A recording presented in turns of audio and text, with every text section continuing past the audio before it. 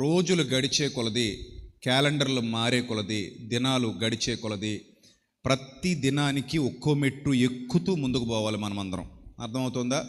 ఒక్కో మెట్టు ఎక్కుతూ ముందుకు పోవాలి. ఇంకా ఇంకా ఇంకా ఇంకా బలోపేతం కావాలి. ఆత్మీయంగా ఎదగాలి, ఆత్మీయంగా వర్ధిల్లాలి, ఆత్మీయంగా ఫలభరితమైన స్థితిలో నిలబడాలి. దానికి ప్రభు యొక్క వాక్యం మనలో పనిచేయాలి. ఈరోజు ఒక విశేషమైన సందర్భం మనం బైబిల్ గ్రంథంలో నుండి ధ్యానం చేద్దాం. దేవుడు అందరూ అనుకుంటున్నట్టుగా మనుష్యుల ద్వారా రక్షణ భాగ్యాన్ని మనుష్యులకు ఇవ్వట్లేదు. రక్షణ భాగ్యం దేవుడే ఇస్తున్నాడు. మనుష్యులను కేవలం తన సాధనాలుగా వాడుకుంటున్నాడు. ఏ సేవకుడు మిమ్మల్ని రక్షించలేడు. కేవలం మీకు రక్షణను పరిచయం మాత్రమే చేయగలడు. ఆ పాయింట్ మళ్ళీ మళ్ళీ అర్థం చేసుకోండి, బాగా అర్థం చేసుకోండి. ఏ సేవకుడు మిమ్మల్ని రక్షించలేడు. కేవలం మీకు ఏం చేయగలడు? రక్షణను పరిచయం చేయగలడు. పరిచయం చేయబడిన రక్షణను నెంబర్ 1 స్వీకరించాల్సింది మీరే. నెంబర్ 2 ఆచరించాల్సింది మీరే. నెంబర్ 3 చివరి దాకా గట్టిగా పట్టుకోవాల్సింది కూడా మీరే. ఈ 3 విషయాల్లో హెల్ప్ చేయటానికి నాయకుడిగా సేవకుడు ఉపయోగపడతాడు. హెల్ప్ చేయటానికి, దేవుని వాక్యాన్ని పట్టుకుని మీకు సపోర్ట్ ఇవ్వడానికి, మిమ్మల్ని సమర్థవంతంగా నడిపించడానికి, మిమ్మల్ని బలపరచడానికి, మిమ్మల్ని నిలబెట్టడానికి, మీకు చేయూతనివ్వడానికి, ఆత్మీయ స్థితిలో మిమ్మల్ని వర్ధిలింప చేయడానికి సేవకుడు ఉపయోగపడతాడు. అందుకే సంఘము అనే పాఠశాలకు విద్యార్థులుగా మీరు వస్తూనే ఉండాలి. ఎప్పుడైతే మీరు విద్యార్థులుగా సంఘము అనే పాఠశాలలో నిలువబడి దేవుని పనిలో పాలిభాగం తీసుకుంటూ, మన ఆయుష్కాలం ఎప్పుడు ముగుస్తుందో తెలియదు కాబట్టి, గ్యారంటీ లేని జీవితం కాబట్టి, ఎప్పుడైనా మనం ఫ్లైట్ ఎక్కి వెళ్ళిపోవాలి కాబట్టి, పరలోకపు ఫ్లైట్, ఆ ఫ్లైట్ ఎప్పుడు వస్తుందో, ఎప్పుడు మనల్ని ఎక్కించుకుంటారో మనకు తెలియదు కాబట్టి, ప్రతిదినము సిద్ధపాటు కలిగి ఉండాలి. ప్రతి క్షణము సిద్ధపాటు కలిగి ఉండాలి. రక్షణను, మీకు అనుగ్రహింపబడినటువంటి రక్షణను పోగొట్టుకొనక దాన్ని ఏం చేయాలట? గట్టిగా పట్టుకోవాలంటుంది బైబిల్. మరి ఎంతమంది గట్టిగా పట్టుకున్నారో, ఎంతమంది లూజుగా పట్టుకున్నారో, ఎంతమంది మొత్తానికి వదిలిపడేశారో అది మీకు మీరు పరీక్షించుకోవాలి. మాకు తెలియదు ఆ విషయం. మీరు విశ్వాసము గలవారై ఉన్నారో లేదో మిమ్మల్ని మీరే ఏం చూసుకోండి అంటుంది బైబిల్. పరీక్షించుకొని చూసుకోండి అంటుంది. కాబట్టి మీరు గట్టిగా పట్టుకున్నారా, లూజుగా పట్టుకున్నారా, వదిలేశారా, ఏ స్థితిలో ఉన్నారు పరీక్షించుకుంటే మీకు అర్థమైపోద్ది. మంట కలిగి, ప్రభువు పట్ల బాధ్యత కలిగి, ప్రభు పని పట్ల బాధ్యత కలిగి, మంట కలిగి, రోషం కలిగి, పౌరుషం కలిగి, అదే ధ్యాసతో, అదే ఆలోచనతో, అదే ఉద్దేశాలతో ఎవరైతే బ్రతుకుతున్నారో వాళ్ళు ధన్యులు, వాళ్ళు దేవునిలో ఉన్నవారు. దేవునిలో లేని వారిలో క్రియలు కనబడవు, దేవునిలో ఉన్నవారిలో క్రియలు కనబడతాయి. దేవునిలో లేని వారు బాధ్యతగా ఉండరు, దేవునిలో ఉన్నవారు బాధ్యతగా ఉంటారు. లైక్ మన కుటుంబాల్లాగే, కుటుంబంలో యజమాని యొక్క పాత్ర చాలా ముఖ్యం. మీ అందరికీ తెలుసు, ముఖ్యంగా అక్కచెల్లెమ్మలందరికీ తెలుసు. మీ భర్త సమర్థుడు, బాధ్యత గలవాడు కాకపోతే మీరు కుటుంబాన్ని సరిగా నడపలేరు. యజమాని ఎప్పుడు సమర్థుడై ఉండాలి. కుటుంబానికి ఏం కావాలో చూసుకోవాలి, భుజం గాయాలి, పిల్లలకు భుజం గాయాలి, భార్యకు భుజం గాయాలి, కుటుంబాన్ని తన భుజాల మీద మోయాలి. అలాగే ఏ బాధ్యత కలిగినటువంటి భర్త కుటుంబానికి అండగా నిలబడతాడో ఆ కుటుంబం ఏ విషయంలో లోటు లేనిదిగా ఉంటుంది. బాధ్యత లేని భర్త ఉంటాడు, కుటుంబానికి భుజం గాయడం మాట పక్కన పెడితే కుటుంబాన్ని ఇబ్బందుల పాలు చేస్తుంటాడు, కుటుంబాన్ని నాశనం చేస్తుంటాడు, కుటుంబంలో ఉన్న వనరులన్నీ ఖాళీ చేస్తుంటాడు, కుటుంబానికి రావాల్సిన ఆదాయాన్ని కూడా నష్టం కొట్టి, గండి కొట్టి నాశనం చేస్తుంటాడు. అలాంటి వాడు ఉండడం భారమే తప్ప ఏ ఉపయోగం కుటుంబానికి ఉండదు. ఇంకా మూలిగే నక్క మీద తాటికాయ పడింది అన్నట్టు కుటుంబం ఇబ్బందుల పాలవుతుంది. బాధ్యత గల భర్తకి, అనగా బాధ్యత గల యజమానికి, బాధ్యత లేని యజమానికి అంత తేడా ఉంటుంది. అర్థమైందా? బాధ్యత గల యజమాని ఎంత బాగా కుటుంబాన్ని వర్ధిలింపజేస్తాడో కడదాకా, బాధ్యత లేని యజమాని అంత నాశనం చేస్తాడు. ఇన్ ద సేమ్ సెన్స్, విశ్వాసంలో బలంగా ఉన్నటువంటి వ్యక్తి దేవుని పనిలో అంత బాధ్యతగా ఉంటాడు. విశ్వాసంలో బలహీనుడైన వ్యక్తి దేవుని పని విడిచిపెట్టి పారిపోతాడు. మీకు ఏది ముఖ్యం అని అంటే దేవుని పనే ముఖ్యం. ఫస్ట్ దేనికి ప్రయారిటీ ఇమ్మంటుంది బైబిల్? మొదట నా నీతిని, మొదట నా రాజ్యాన్ని వెతకండి అంది. అంతేనా? పని దొరకడం అదృష్టం. మొదట నా నీతిని, మొదట నా రాజ్యాన్ని వెతకండి అంటే మనోళ్ళు ఏమంటారు? మొదట ఫంక్షన్లో, మొదట పెళ్ళిళ్ళు, మొదట ఫ్యామిలీ ఫంక్షన్లో, మొదట చుట్టాల ఇంటికి వెళ్ళడాలు, మొదట సంపాదన, మొదట అది ఇది, మొదటి స్థానంలో వీటిని పెడతాం. కానీ దేవుడేమన్నాడు? మొదట నా నీతిని, మొదట నా రాజ్యాన్ని అన్నాడు. అవునా? బలమైన విశ్వాసి ఏ ఉన్నా కానివ్వు, మొదట నీతి మొదట రాజ్యం అంటాడు అంతే. ఇప్పుడు నాకేదో ఫంక్షన్ ఉంది, గుంటూరు మీటింగ్ టైంలో ఉందనుకుందాం. ఏం చేస్తాను ఇప్పుడు నేను ఒక సేవకుడిగా? గుంటూరు మీటింగ్కి వెళ్తానా లేకపోతే ఫంక్షన్కి పోతానా? ఒకవేళ ఖాళీ ఉంటే ఫంక్షన్ చూసుకుని మీటింగ్కి వెళ్ళిపోతాను, టైము దొరికితే. అదే ఫంక్షన్ టైము మీటింగ్ టైము ఒకటే అనుకోండి, ఏం చేస్తాం? నేనైతే ఫస్ట్ ప్రియారిటీ మీటింగ్కి ఇస్తాను, ఫంక్షన్కి ఇవ్వను. కానీ కొంతమంది విశ్వాసులు ఆ ఫంక్షన్కో పెళ్ళికో లేకపోతే పేరెంటానికో ఇంకో దానికో ఉద్యోగానికో వ్యాపారానికో ఇచ్చారనుకోండి, అది జీవితాంతం ఎప్పుడైనా చేసుకోవచ్చు. కానీ ఇది జీవితాంతం చేసేది కాదు. అందుకే అన్నాడు ప్రభు, అన్నాడు, అయ్యా మా నాన్నగారు చనిపోయారు, పాతి పెట్టి వస్తానంటే, పాతి పెట్టడం తప్పు అనలేదు, నాన్నగారిని పాతి పెట్టొద్దు అనలేదు. రెండు పనులు కంపేర్ చేసుకుంటే ఇప్పుడు మృతులు తమ మృతులను పాతి పెట్టుకుంటారు, చచ్చిపోతున్న వాళ్ళు చాలామంది ఉన్నారు, వాళ్ళు బ్రతికించడానికి వెళ్దాం పదా, నేను ఎక్కువ కాలం మీతో ఉండను, సో ఇది ఇంపార్టెంట్, ఆ తర్వాత చూసుకోవచ్చు, దానికి ఎవరొకళ్ళు ఉంటారు లేక కంగారు పడకన్నాడు. మొదట నన్ను వెంబడించి ఫస్ట్ ఈ పని పూర్తి చేయి. మీ నాన్నగారు ఎలాగో వెళ్ళిపోవాల్సిన స్థానానికి, ఆయన ఎక్కడికి వెళ్ళాలో అక్కడికి వెళ్ళిపోయారు. ముందు ఇక్కడ పని ఇంపార్టెంట్, నేను వెళ్ళిపోతున్నాను, నాకు టైం లేదు, సో ఒకటి ఈ పని వదిలేయొద్దని చెప్పి తీసుకెళ్ళిపోయారు. అంటే మొదట ఆయన నీతిని మొదట ఆయన రాజ్యాన్ని వెతకడం అనేది ఎంత ఇంపార్టెంట్ అనేది క్రైస్తవ భక్తి జీవితంలో మీరు ఆలోచన చేయాలి. ఇప్పుడు ఈరోజు ఫంక్షన్ ఉంది, పొద్దున కాలు ఇరిగిపోయింది అనుకోండి, వెళ్తామా? అవతలకి ఏం చెప్తాం? పొద్దునే యాక్సిడెంట్ అయింది, కాలు ఇరిగిపోయిందని చెప్తాం, అంతేనా? కాలు ఇరిగిపోయినా కుంటుకుంటూ దేక్కుంటూ పాక్కుంటూ ఏదైనా చిన్న బండి చేయించుకుని 4 చక్రాలు వేయించుకుని వెళ్ళిపోతామా? వెళ్తామా? వెళ్ళం కదా. అంటే మనకి ఏది అవసరం, ఏది ఇంపార్టెంట్ అనేది ఎప్పటికప్పుడు పరీక్ష చేసుకుంటాం. మీరు అన్నిటికంటే గుర్తుపెట్టుకోండి, మీకు ఆశీర్వాదం కావాలంటే మొదట ఆయన నీతి మొదట ఆయన రాజ్యం, మీకు దీవెన కావాలంటే మొదట ఆయన నీతి మొదట ఆయన రాజ్యం, మీకు పరలోకం కావాలంటే మొదట ఆయన నీతి మొదట ఆయన రాజ్యం. మొదటి స్థానం ఎవరైతే దేవునికి ఇస్తారో వారు వర్ధిల్లుతారు, వారి కుటుంబాలు వర్ధిల్లుతాయి, వారు ఆశీర్వదింపబడతారు, దీవింపబడతారు. అందులో ఎలాంటి సందేహం లేదు. ఫస్ట్ ప్రియారిటీ ఎవరైతే దేవునికి ఇచ్చారో వాళ్ళు బాగుంటారబ్బా, నో డౌట్. అందులో వాళ్ళ కుటుంబాలు బాగుంటాయి. దుష్టుడి చేతిలో పడకుండా దేవుడు వారిని కాపాడుతాడు, సంరక్షిస్తాడు, ప్రొటెక్షన్ ఇస్తాడు. ఎప్పటికప్పుడు దేవుని యొక్క దేవదూతల భద్రతా వ్యవస్థలో వాళ్ళు ఉంటారు. చాలా సింపుల్ విషయం ఇది. ఈ సింపుల్ విషయాన్ని అర్థం చేసుకుని మసులుకోవాలి, కానీ జీవితాన్ని ఎక్కువ కాంప్లికేట్ చేసుకోకూడదు. అలా జరగాలి అంటే అపారమైన ప్రేమ దేవుని మీద కలగాలి. అంటే ఆయన మన కోసం చేసిన మేలు మనకి 100% అర్థం కావాలి. అప్పుడు కృతజ్ఞత అనేది లోపల నుండి దాని అంతటా అదే పుడుతుంది. కృతజ్ఞత ఎప్పుడు పుడుతుందో తెలుసా? అవతలి వారు చేసిన త్యాగం అర్థమైతే పుడుద్ది. సాదాసీదాగా నామకార్థంగా ఏదో మా ఫ్యామిలీ వాళ్ళు వెళుతున్నారు, మేము క్రైస్తవులమే, మా కుటుంబం క్రైస్తవ కుటుంబం, మా పేటల వాళ్ళందరూ ప్రభువుని నమ్ముకున్నారు, చిన్నప్పటి నుంచి మేము నమ్ముకున్నాం, అలా మాకు ఏదో మేలు జరిగింది కాబట్టి యేసు ప్రభువును వెంబడిస్తున్నాం, ఇలాంటి భావజాలం ఉన్నవాళ్ళు ఎప్పటికీ కృతజ్ఞతాభావన కలిగి ఉండలేరు. కృతజ్ఞతాభావన మీ హృదయాంతరాల్లో నుండి రావాలంటే త్యాగం అర్థం కావాలి, మేలు అర్థం కావాలి, దానికి పూర్తిగా కనెక్ట్ అయిపోవాలి. అక్కడి నుంచి మీలో ఆ భావన 30 అంతలుగా 60 అంతలుగా 100 అంతలుగా ఫలిస్తూ వర్ధిల్లుతూ ఉంటుంది. దానికి కొన్ని ఎగ్జాంపుల్స్ మీకు వాక్యంలో నుండి చూపిస్తాను, ఈరోజు జాగ్రత్తగా వినండి. అంటే మీరు ఆ స్థితిలో ఉన్నారో లేదో గమనించుకోవాలి. ఇప్పుడు మీరు ఎవరినైనా ఇంటికి భోజనాన్ని పిలిచారనుకోండి, ప్రేమతోనే పిలుస్తారా, ప్రేమ లేకుండా పిలుస్తారా? చెప్పాలి. ప్రేమతోనే పిలుస్తారు భోజనానికి పిలిస్తే కదా. ఎక్కువ శాతం మంది ఇదే ఆన్సర్ ఇస్తారు. కానీ కొన్ని ప్రత్యేకమైన సందర్భాలు ఉంటాయి. అన్ని సందర్భాల్లో అందరినీ ప్రేమతో భోజనానికి పిలవరు. ఎందుకో చెప్పనా?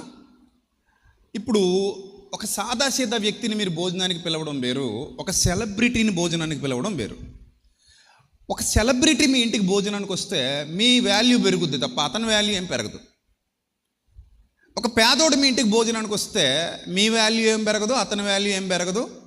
మీకు పేదోడికి పెట్టానన్న సంతృప్తి ఉంటే ఉండాలి, ఆ పేదోడికి మీరు పెట్టారన్న కృతజ్ఞత ఉంటే ఉండాలి. కానీ ఈ సందర్భం కాకుండా ఒక సెలబ్రిటీ మీ ఇంటికి భోజనానికి వస్తే ఆ సెలబ్రిటీ వల్ల మీ ఇల్లుకున్న విలువ పెరుగుతుంది, మీ ఫ్యామిలీ గౌరవం పెరుగుతుంది. ఎందుకంటే సమాజంలో అతడు పేరెన్నికగన్నవాడు, సమాజంలో గొప్ప పేరు ప్రఖ్యాతులు సంపాదించినోడు, సమాజం అతన్ని వెంబడిస్తోంది, ఎక్కువ ఫాలోయింగ్ ఉన్న వ్యక్తి. కాబట్టి అలాంటి ఆయన మీ ఇంటికి భోజనానికి వచ్చాడా అని అందరూ ఆశ్చర్యపోతారు, అందరూ హ్యాపీ ఫీల్ అవుతారు. నిజమా, ఆయన మీ ఇంటికి భోజనానికి వచ్చాడా, ఆయన మీకు తెలుసా అంటారు. ఈ కోటాలో చాలామంది భోజనాలకు పిలుస్తారా పిలవరా? ఆ కోటాలో యేసు ప్రభువుని భోజనానికి పిలిచిన ఆయన ఉన్నాడు. అతనే పరిసయ్యుడు అపారమైన ప్రేమతో యేసు ప్రభువుని భోజనానికి పిలిచాడు అని ఒకవేళ మీరు అనుకుంటే అది చాలా పెద్ద పొరపాటు. అక్కడ ఇంకొక వెసులుబాటు కూడా ఉంది అతనికి. ఏంటంటే యేసు ప్రభువు మోమాటం లేని బోధకుడు. ఎవరైనా సరే సర్పసొబ్బు వేసి కడిగేయడమే, అంతే తప్ప మోమాటంతో మాట్లాడే విధానం యేసు ప్రభు వారి బోధనల్లో ఎక్కడా మనకు కనబడదు. ఆ రోజుల్లో పెద్దోళ్ళు ఎవరంటే శాస్త్రులు, పరిసయ్యులు. వాళ్ళని ఎప్పుడైనా యేసు ప్రభు వారు కేర్ చేశారా? కేర్ చేయలా. ఎందుకు? ఆయనకి సత్యం ముఖ్యం, వ్యక్తులు కాదు, సత్యం ముఖ్యం. ఆ సత్యం కోసం చాలా స్ట్రాంగ్గా నిలబడ్డారు ఆయన. మనకి అదే నేర్పించారు. మన వారమే కదా మాట్లాడుకున్నాం, ఆయన అడుగు జాడలేందు మనం నడుచుకున్న వాళ్ళని మనకి ఏముంచిపోయారట? మాదిరి ఉంచిపోయారు. ఇప్పుడు యేసు ప్రభు వారు ఎప్పుడైతే అంత సెలబ్రిటీ హోదాలో ఉండి ప్రజాదరణ కలిగినటువంటి వ్యక్తిగా, ఎక్కువ మంది ఫాలో అవుతున్నటువంటి వ్యక్తిగా, ముఖ్యంగా సత్యం కోసం ఎక్కువ మంది ఫాలో అవుతున్నటువంటి వ్యక్తిగా, సత్యాన్ని ఉన్నదన్నట్టుగా ప్రకటించేటువంటి వ్యక్తిగా సమాజంలో బలమైన ముద్ర పడింది. దాంతోపాటుగా ఆయన చేస్తున్నటువంటి అద్భుతాలు, సూచక్రియలు, మహత్కార్యాలు, స్వస్థతలు ఆయనకి ఇంకా ఎక్కువ పేరు తీసుకొచ్చి పెట్టేశాయి. ఆయన దేవుని కుమారుడని చాలామంది విశ్వసించారు. ఆయన పరలోకం నుండి వచ్చినటువంటి ప్రవక్త అని చాలామంది విశ్వసించారు. ఆయన సంపూర్ణుడైన దేవుడు అని చాలామంది విశ్వసించారు. ఇలాగా రకరకాల విశ్వాసాలు ప్రజల్లో ఉన్నాయి. ఆయన అబద్ధ ప్రవక్తను అనుకున్న వాళ్ళు ఉన్నారు, ఆయన మోసగాడు అనుకున్న వాళ్ళు ఉన్నారు, ఆయన బయల్జబూల్తో పోల్చినటువంటి శాస్త్రులు, పరిసయ్యుల గుంపు ఉంది. ఇవన్నీ నడుస్తున్నాయి. కాకపోతే ఎక్కువ శాతం మంది ఆయన ఎక్కడుంటే అక్కడ ఉంటున్నారు. స్వస్థతలు విపరీతంగా జరుగుతున్నాయి, అద్భుత కార్యాలు విపరీతంగా జరుగుతున్నాయి. అలాంటి గడియల్లో పరిసయ్యులను కూడా ఆయన ఎండగట్టాడు. ఇప్పుడు నేను అందరిలో ఒకడిని కాదు, నేను సెపరేట్ అనిపించుకోవాలంటే ఈ పరిసయ్యుడు ఏం చేయాలి? యేసు ప్రభు వారితో కయ్యమా వియ్యమా? ఏం పెట్టుకోవాలి? కయ్యం పెట్టుకుంటే పని అవదు. ఎందుకంటే ఇప్పుడు ఆయనతో కయ్యం పెట్టుకుని గెలవగలిగే సామర్థ్యం ఎవరికి లేదు?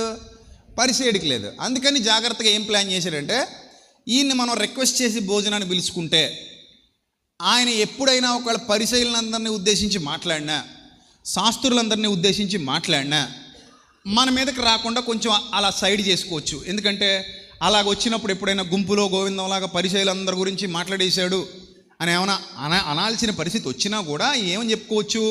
అర్రే కాదు, మా ఇంటికి మొన్నే భోజనానికి వచ్చాడు, నన్ను కాకుండా మిగిలిన పరిసయ్యులను అన్నాడు అంతే అని చెప్పుకోవచ్చు. అదొకటి అడ్వాంటేజ్. రెండోది, ఆయన సెలబ్రిటీ, మన ఇంటికి రావడం అంటూ జరిగితే యేసుప్రభు వారు మీ ఇంటికి భోజనానికి వచ్చారు అనేసరికి ఆ పరిసయ్యుడి వాల్యూ ఆటోమేటిక్గా ఏమవుద్ది? పెరుగుద్ది. అతని గౌరవ మర్యాదలు పెరుగుతాయి. సో కాబట్టి అదొక సెకండ్ అడ్వాంటేజ్. అంతే తప్ప యేసుప్రభు వారి మీద ఏ ప్రేమ లేదు అతనికి.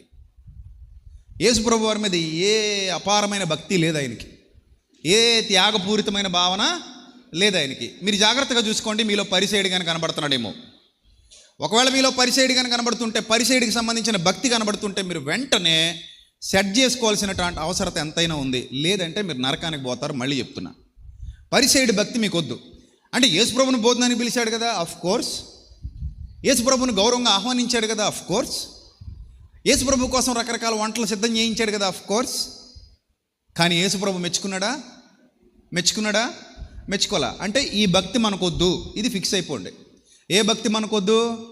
పరిసయ్యుడి భక్తి మనకు వద్దుగాక వద్దు. ఏ భక్తి అయినా సరే హృదయాంతరాలలో నుండి రావాలి. పైన చేసే భక్తి ప్రభు అంగీకరించే భక్తి కాదు. మీరు మనుషుల్ని హానర్ చేయడానికి రకరకాల పనులు చేసుకోండి, వాళ్ళు గుర్తుపట్టలేరు. నీది రియల్ లవ్ అనుకుంటారు. నీది డూప్లికేట్ లవ్ అయినా కూడా అది డూప్లికేట్ లవ్ అని ఆ వ్యక్తి గుర్తుపట్టలేడు కదా.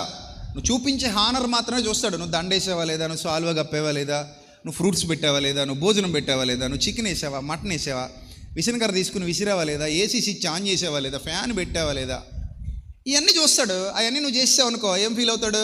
అబ్బాబ్బా వీళ్ళ మీదకి వీళ్ళకి నేనంటే చాలా ప్రేమ అనుకుంటాడు. కానీ లోపల నువ్వు విషం నింపుకుని కూడా ఇవన్నీ చేయొచ్చు. లోపల విషం నింపుకుని కూడా ఇవన్నీ చేయొచ్చు. గుర్తుపట్టలేడు మనిషి, గుర్తుపట్టేవాళ్ళు అయితే భర్త చేతుల్లో చచ్చిపోతున్న భార్యలు, భార్య చేతుల్లో చచ్చిపోతున్న భర్తలు ఎప్పుడూ తప్పించుకు పారిపోదురు. ఏదో కొంత వాళ్ళ మీద ప్రేమ ఉందనో, భయం ఉందనో, భక్తి ఉందనో, నమ్మకంతో కాపురంలో అడుగుపెట్టి ప్రాణాలు పోగొట్టుకున్నారు చాలామంది. డబ్బాలో పెట్టేసి కాంక్రీట్ వేసేసిందంట. కొంతమంది మట్టేసి మొక్కలు నాటేస్తున్నారు. ఏదైనా చేస్తారు. నమ్మకం. పాలు తాగండి అని చెప్పి బిళ్ళ కలిపిచ్చేసింది. మా ఆవిడ రెగ్యులర్గా పాలు ఎత్తుంది అనుకున్నాడు తప్ప పాలలో బిళ్ళ కలిపేసిందని తెలియదు. అలాగే భార్యలను చంపేసే దౌర్భాగ్యులు కూడా ఉన్నారు. మొన్న ఎక్కడికో తీసుకెళ్తాను హాస్పిటల్కి అని చెప్పి గర్భవతి అయిన భార్యను తీసుకెళ్ళి పెక్కొచ్చాడు దరిద్రుడు. కానీ చాలామంది నీచులు ఉన్నారు సమాజంలో. వీళ్ళందరూ ఎలాగొస్తున్నారంటే నమ్మకం, ఎంతో కొంత నమ్మకం. మా ఆయనే కదా, మా ఆవిడే కదా అని నమ్మకం. ఆ నమ్మకం గుడ్డిదైతే దెబ్బ కొట్టేస్తుంది. అర్థమైందా? ఎందుకంటే మనుషుల హృదయ రహస్యాలు మనుషులకి తెలీదు, కానీ దేవునికి తెలుసు. నువ్వేంటో తెలుసు, నీ జీవితం ఏంటో తెలుసు, నీకేమివ్వాలో తెలుసు, నిన్ను ఎక్కడ ఆపాలో తెలుసు, నీకు ఎక్కడ నీ మీద పిడుగు పడాలో ఆయనకి తెలుసు, ఎక్కడ నీ కాళ్ళు ఎరగొట్టాలో తెలుసు, ఎక్కడ నిన్ను మంచం మీద పడుకోబెట్టాలో తెలుసు. ఒకళ్ళు మంచోడివి మంచిదనమైతే ఎక్కడ నిన్ను హెచ్చించాలో తెలుసు, ఎక్కడ నీకు కిరీటం పెట్టాలో తెలుసు, ఎక్కడ నిన్ను ఆదరించాలో తెలుసు, ఎక్కడ నీకు బలపరచాలో తెలుసు, ఎక్కడ నీకు ఏమి ఇవ్వాలో అన్నీ ఆయనకి తెలుసు. ఇది బాగా అర్థం చేసుకోండి. ఇప్పుడు పరిసయ్యుడి యొక్క భక్తి మీలో ఉందా లేదా ఫస్ట్ చెక్ చేసుకోండి అందరూ. సెలబ్రిటీ కాబట్టి పిలుస్తున్నావా? ప్రభువు మీద నిజంగానే నీకు హృదయాంతరాల్లో నుండి కన్నీటితో కూడిన ప్రేమ ఉందా? నీ పశ్చాత్తాపం వాస్తవమైందా? నీ మారు మనస్సు వాస్తవమైందా? నువ్వు ప్రభు పట్ల చూపించే భక్తి వాస్తవమైందా? ఇంకా గట్టిగా మాట్లాడితే నువ్వు దేవునికి ఇచ్చే కానుక భక్తితో ఇస్తున్నావా? అందరు ఇస్తున్నారు కాబట్టి ఇస్తున్నావా? ఇవన్నీ చాలా ఇంపార్టెంట్. అర్థమైందా? నేను కుడి చేతితో చేసేది ఎడం చేతికి తెలియకూడదని ఒక కాన్సెప్ట్ ఉంది బైబిల్ గ్రంథంలో. ఎందుకు అది చెప్పాడంటే, అంటే మొత్తానికి మూడో కంటోడికి తెలియకుండా రహస్యంగా చెయ్యాలని కదా, సాధ్యపడదు. సాధ్యపడదు. నువ్వు ఇచ్చేవాడికైనా తెలిసిపోతుంది కదా నువ్వు ఇస్తున్నట్టు. ఆ పక్కనకి 2-3 ఉన్నారంటే వాళ్ళకైనా తెలుస్తుంది కదా. తెలుస్తుంది లేదా? తెలియకుండా చేయడం సాధ్యం కాదు. కానీ అందులో ఉన్నటువంటి ఆ కాన్సెప్ట్ ఏంటనేది అర్థం చేసుకుంటే అసలు నువ్వు చేసే పని పట్ల అంకిత భావం ఉండాలి. ఏ పని చేసినా హృదయపూర్వకంగా చేయాలి. నువ్వు ఏ పని చేసినా ఏదో నామకహగా చేస్తున్నావు అన్నట్టు చేయకూడదు. మనస్ఫూర్తిగా చేయాలి. అది నీ మనసులో నుండి రావాలి. బలవంతం ఉండకూడదు, బాధ్యత ఉండాలి.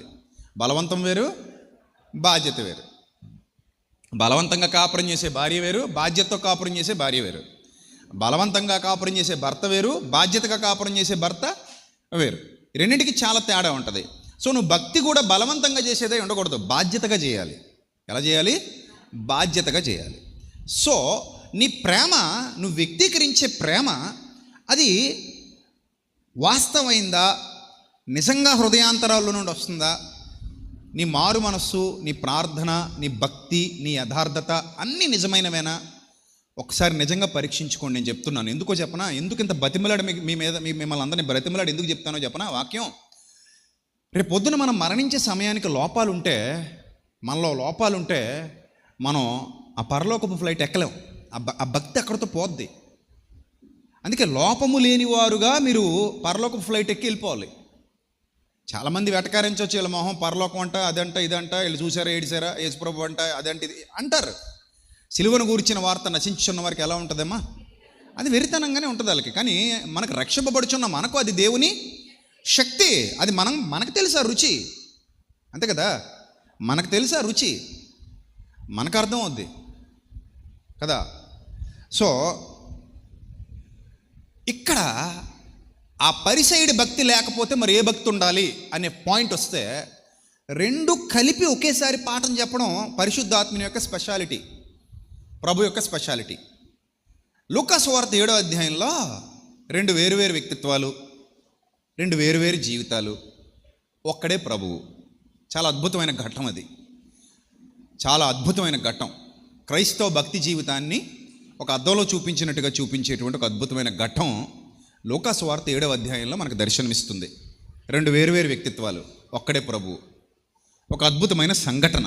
ఆ సంఘటనలో నుండి మనం నేర్చుకునేటువంటి అమూల్యమైన పాఠాలు ఒకసారి చూద్దాం. లూకా సువార్త 7వ అధ్యాయం. లూకా సువార్త 7వ అధ్యాయం. అందరూ తీయాలి బైబిల్. లూకా సువార్త 7వ అధ్యాయంలో 36వ వచనం. 36వ వచనం. పరిసయ్యులలో ఒకడు తనతో కూడా భోజనం చేయాలని ఆయన్ని అడిగినాం. అయిపోయిందా? ఇందాకంతా చెప్పాను కదా ఇంట్రడక్షన్ దీని గురించి. దేంతో అడిగాడు? మన ఒక సభలో ఇదే విషయం మాట్లాడుతూ జనాలను అడిగాను సభలో, భోజనానికి పిలిచాడంటే ప్రేమతో పిలుస్తాడా పిలవడా అంటే అందరూ ముక్త కంఠంతో ఎస్ ప్రేమతోనే పిలుస్తాడు, ప్రేమ లేకుండా ఎందుకు పిలుస్తాడు అన్నారు. బైబిల్ సరిగా చదవం మనం. నన్ను ప్రేమతో పిలిచావని ప్రభు అనాలి, మనం చెప్పకూడదు. మనం ఏంటంటే భోజనానికి పిలిస్తే ఇంకేం చేసినట్టు? ప్రేమతో పిలిచినట్టే, అంతేనా? కాదు కదా. ఎవరి ఉద్దేశాలు ఏమో, ఆ నల్లని గుండెలో దాగున్న నిజమైన రహస్యాలు ఏమిటో ప్రభువుకు తప్ప మనకి తెలియవు. పిలిచాడు భోజనానికి, వేరు. గుర్తుపెట్టుకోండి, ఆయనకి జరగబోయేది తెలుసు, జరిగేది తెలుసు, జరిగింది తెలుసు, హృదయ రహస్యాలు తెలుసు. అన్నీ తెలిసిన ప్రభు ఒక వ్యక్తి భోజనానికి పిలవగానే వెళ్ళిపోయాడంటే భోజనం కరువు వచ్చా? ఆయనకి ఏమైనా భోజనం మీద ఆసక్తా? ఆయన ఏమైనా భోజన ప్రియుడా? అమ్మయ్య, ఒక మంచి మంచి కుటుంబంలో వాళ్ళను భోజనాన్ని పిలిచారు, వీళ్ళ ఇంటికి వెళ్తే భోజనానికి షడ్రుచుల సమ్మేళనం దొరుకుతుంది, విందు బాగుంటుంది, అన్ని రకాలు పెడతారు అని ఆశతో వెళ్ళే వెళ్ళిన వ్యక్తికి భోజనం మీద మమకారం ఏమీ లేదు. వెళ్ళిన వ్యక్తి సమస్తాన్ని త్యాగం చేసిన వ్యక్తి, పరలోకాన్నే వదిలొచ్చేసినోడు ఆయన. ఆయనకు నువ్వు ఎన్ని రకాలు వండి పెట్టినా, సొలొమోను గారి భోజనం బల్ల మీద ఉన్న భోజనం అంతా తీసుకొచ్చి పెట్టినా కూడా ఆయన దాన్ని లెక్క చేసే వ్యక్తిత్వం కాదు ఆయనది. ఆయన భోజనం పిచ్చి కాదు, ఆయనకి లేదు అసలు అది భోజనం పిచ్చి. భోజన ప్రియుడు కాదు ఆయన, ఆయన బోధ ప్రియుడు. మీరు బోధ ప్రియులా, భోజనం ప్రియులా? మనసుని అడిగి చెప్పండి, మనసుని అడగండి. ఓ మనసా, నేను బోధ ప్రియుడినా భోజన ప్రియుడినా అని అడగండి, మనసుని అడగండి, చెప్పుద్ది. బోధ అంటే పరిగెడతావా, భోజనం అంటే పరిగెడతావా అని నీ మనసు ఆన్సర్ ఇచ్చిందనుకో, మనకి బోధ ప్రియత్వం ఎక్కడుంది, మనంతా భోజన ప్రియత్వమే అందనుకో మనసు.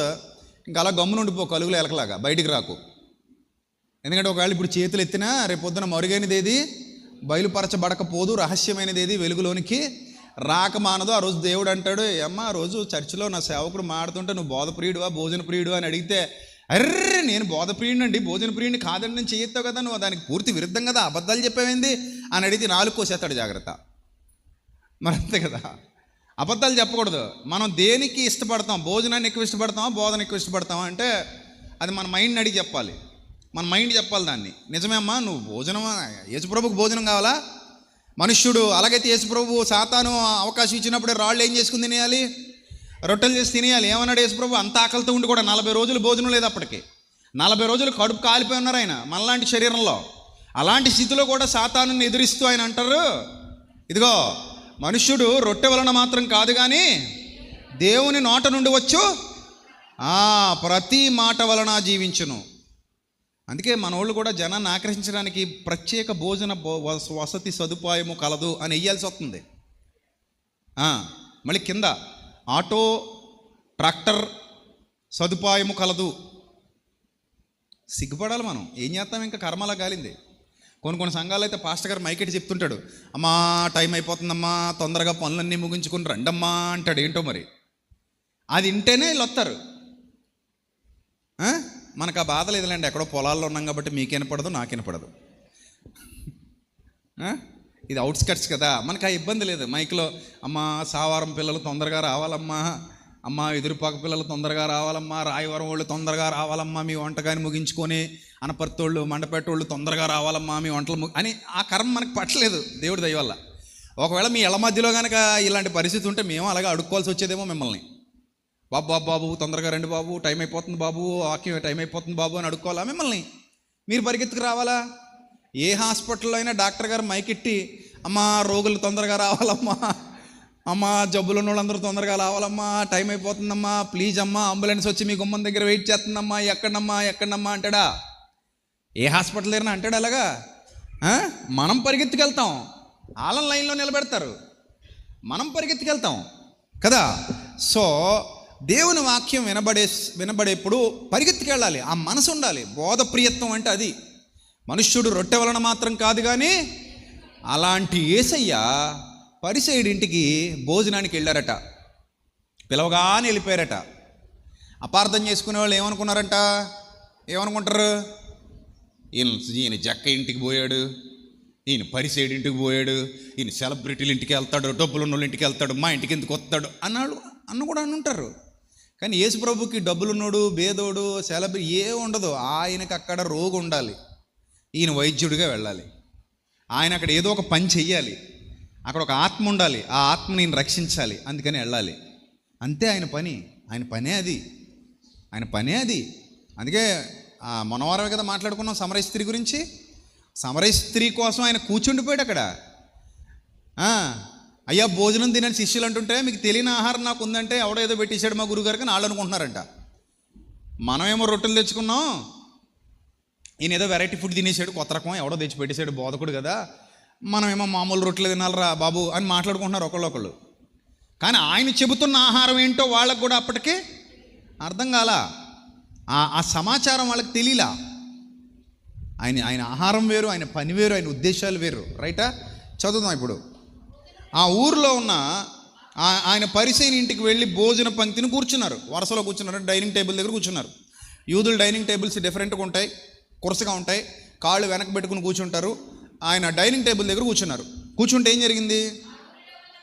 ఆ ఊరిలో ఉన్న, అంటే ఇక్కడ పాపాత్మురాలు అన్న పదాన్ని పరిశుద్ధాత్ముడే వ్రాయించాడు కాబట్టి లోకా ద్వారా, ఆమె వెల్ నోన్ పర్సన్ అనమాట.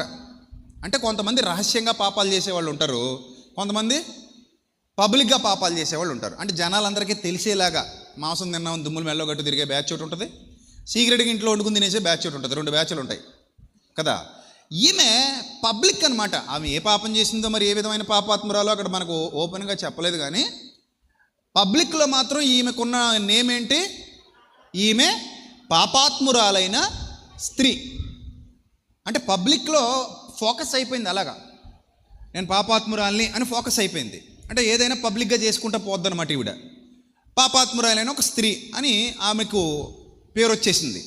ఈ పాపాత్మురాలైన ఒక స్త్రీ ఒక విషయం విందంట. యేసు పరిసయ్యుని ఇంట భోజనానికి కూర్చున్నాడని ఎవరో చెప్తే తెలుసుకుంది. పాయింట్ మీరు అర్థం చేసుకోండి. ఆవిడ మనసు నిండా ఇప్పుడున్న ఒకే ఒక ఆలోచన ఏంటంటే, నేను యేసు ప్రభువును కలుసుకోవాలి, నేను ఆయనని దర్శించాలి, నేను ఆయనతో ఏదో మాట్లాడాలి, లేకపోతే ఆయన దగ్గరికి వెళ్ళాలి, కృతజ్ఞత చూపించాలి, నా బాధ ఆయనకి తెలియాలి, నా వేదన ఆయనకి తెలియాలి. ఇవన్నీ ఆమె మనసులో ఎందుకు వస్తున్నాయి తెలుసా? అప్పటికే ఆమె యేసు ప్రభువు వారి యొక్క బోధ వినేసి ఉంది. విత్తనం లోపల పడిపోయింది ఆల్రెడీ.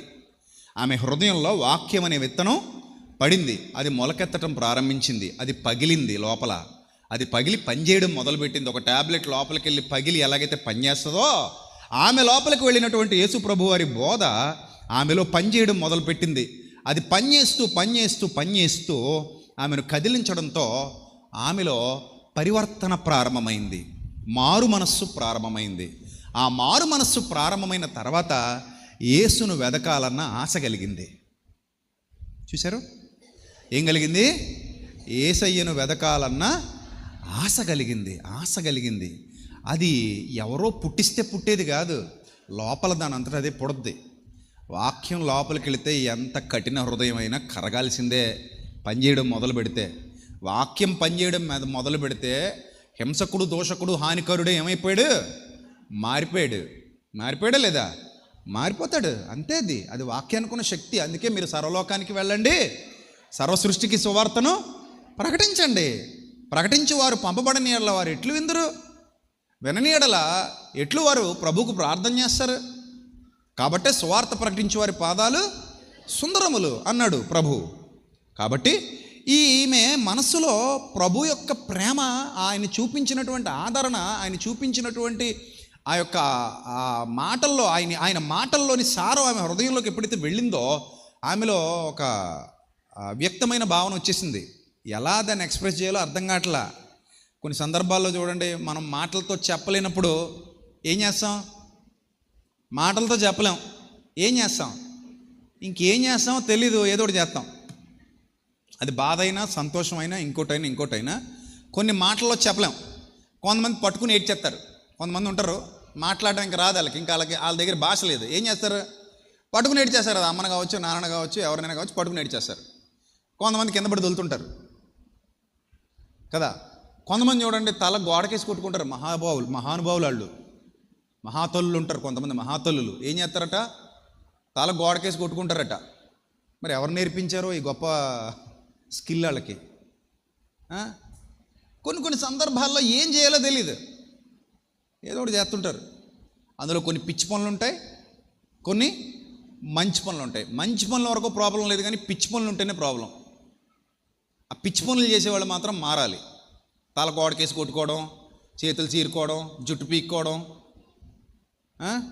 ఆన్లైన్లో కొట్టేయడం, అని పిచ్చోళ్ళకి ఊగిపోవడం, ఇవన్నీ చేస్తుంటారు కొంతమంది. అవి మంచివి కాదు. అర్థమైందా? అంటే వీళ్ళు నేను వ్యక్తం చేయలేకపోతున్నాను అనమాట ఆ భావనని. అప్పుడు ఏం చేయాలో తెలియక ఈ రకంగా రియాక్ట్ అయ్యామన్నమాట. ఈ రకంగా రియాక్ట్ అయ్యారు. అలాంటి రియాక్షన్స్లో ఒక అత్యద్భుతమైన రియాక్షన్ ఇక్కడ నమోదు చేయబడింది బైబిల్ చరిత్రలో. దాని గురించి ఇప్పుడు మనం మాట్లాడుకుంటాం. మీరు ఏ భక్తిలో ఉన్నారో పరీక్షించుకుంటూ ఇది చదవాలి. ఏమా, పరిసైడ్ భక్తి అయితే వద్దు. మళ్ళీ చెప్తున్నా, పరిసైడ్ భక్తి మనకి వద్దు. నెక్స్ట్, ఆయన భోజనానికి కూర్చున్నాడని తెలుసుకుంది. ఫస్ట్ ఒక బుడ్డిలో అత్తరు తీసుకొచ్చింది. అత్తరు ఎందుకు తీసుకురావాలి, ఎవడు చెప్పాడు అత్తరు తీసుకురమ్మని అని ఎక్కడ రాసిలేదు. ఇది వాళ్ళ రాజ్యాంగంలో నువ్వు అత్తరు తీసుకు ప్రభు దగ్గరికి వెళ్ళాలని ఏమి లేదు. కాకపోతే చెప్తున్నాను కదా, నేను ఏం చేయాలి. అత్యంత ప్రేమ ఉన్నప్పుడు, అమితమైన ప్రేమ ఉన్నప్పుడు ఆ ప్రేమ కొద్దీ ఎదురు చేసేయాలి. అంతే కదా. ఆ ప్రేమని ఎలా ఎక్స్ప్రెస్ చేయాలని ఎవడ నేర్పించలేదు. మొన్న పెళ్లి కొడుకు ఉన్నాడు, ఆ పెళ్లి కూతురికి మంచి వాచ్ కొని తెప్పించేసాడు అప్పటికప్పుడు. ఇక్కడే ఉన్నాడు పెళ్లి కొడుకు. అంటే ఎవడు చెప్పాడు నువ్వు వాచ్ కొందారా అని? అంటే పుట్టింది అలాగా. అరే ఇప్పుడు నా లవ్ని నేను ఎలా ఎక్స్ప్రెస్ చేయాలి అనుకుని ఇలా ఎక్స్ప్రెస్ చేస్తే బాగుంటుందో నాకు మంచి కంపెనీ వాచ్ తెచ్చేసి కాబోయే వాళ్ళ ఆవిడికి పెట్టేసుకున్నాడు.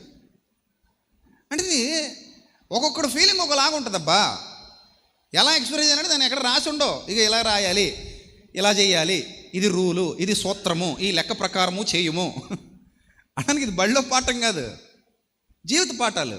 ఎవరికి నచ్చిన మార్గంలో వాళ్ళు వెళ్ళిపోతారు, ఎక్స్ప్రెస్ చేస్తుంటారు కదా. ఇక పాయింట్ చూడండి, ఆమె ఒక బుడ్డిలో అత్తరు తీసుకొచ్చిందంట, చాలా మంచి కాస్ట్లీ అత్తరు, సెంట్ తీసుకొచ్చింది. నెక్స్ట్ తీసుకొచ్చి, ఇప్పుడు అత్తరు తీసుకొచ్చి మామూలుగా అంటే ఎక్కడ రాస్తారు చెప్పండి? సాదా అత్తరు తీసుకొస్తే ఎక్కడ వేస్తాం మనం? మీరు పెళ్ళికి వెళ్ళారనుకోండి, అక్కడ కూడా అత్తరు పోతుంటారు కదా, ఇలా ఇది వారు నిలబడి చల్లుతుంటారు కదా, పెళ్ళికి వెళ్ళే గేటు దగ్గర నిలబడి. వాళ్ళు ఎక్కడ చల్లుతారు? ఒంటి మీద, గౌరవప్రదంగా మీ మీద అలా చల్లుతారు. అది ఎలా మీద పడుతుంది, వెళ్ళిపోతారు గౌరవప్రదంగా. అంటే ఇప్పుడు అత్తరు ఎక్కడ పుయ్యాలి ఏది లేదు. అది స్థానాన్ని బట్టి విలువ మారిపోద్ది. నువ్వు పూసే స్థానాన్ని బట్టి నువ్వు ఇచ్చే గౌరవం మారిపోద్ది. ఇలా దండం పెట్టడం వేరు, షేక్ హ్యాండ్ ఇవ్వడం వేరు, రెండింటికి తేడా ఉంది. షేక్ హ్యాండ్ ఇస్తున్నావు అనుకో, నువ్వు నేను ఇంచుమించు ఒకటే అన్నట్టు. షేక్ హ్యాండ్ ఎవరికి ఇస్తాం? మనతో పాటు సమానమైన వ్యక్తి వస్తే షేక్ హ్యాండ్ ఇస్తాం. అదే దండం పెట్టామంటే ఈయన మనకంటే కొంచెం ఘనుడు, అందుకని మనం ఏం చేస్తాం? దండం పెడతాం. ఈ దండంలో కొంచెం వంగి పెట్టామంటే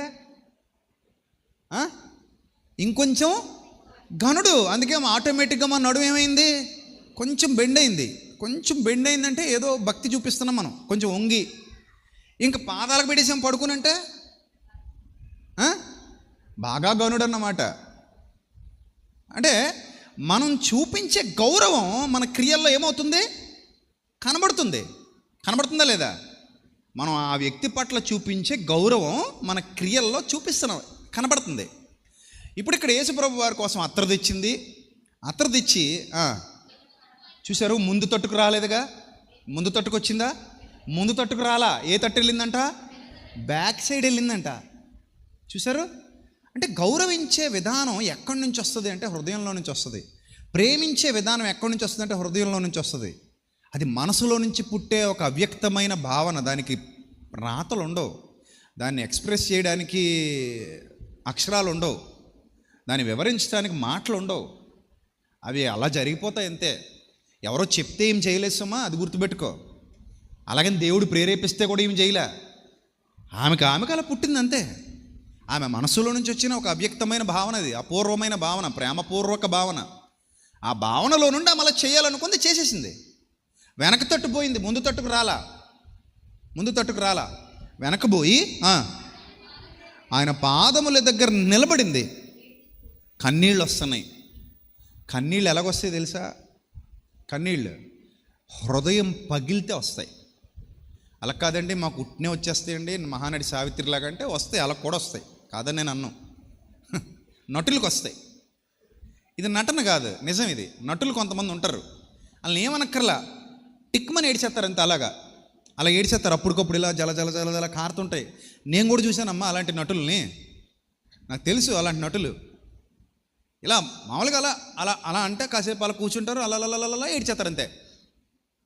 అది నిజం అనుకుంటాం, ఆ ఏడుపు అబద్ధం. అది దానికే మన మన మన వాడుక భాషలో పేరు ఉంది. ఏం పేరు? దొంగేడుపు అని. ఏమేడుపు ఇది? నిజమేడుపు కాదు. ఏమేడుపు?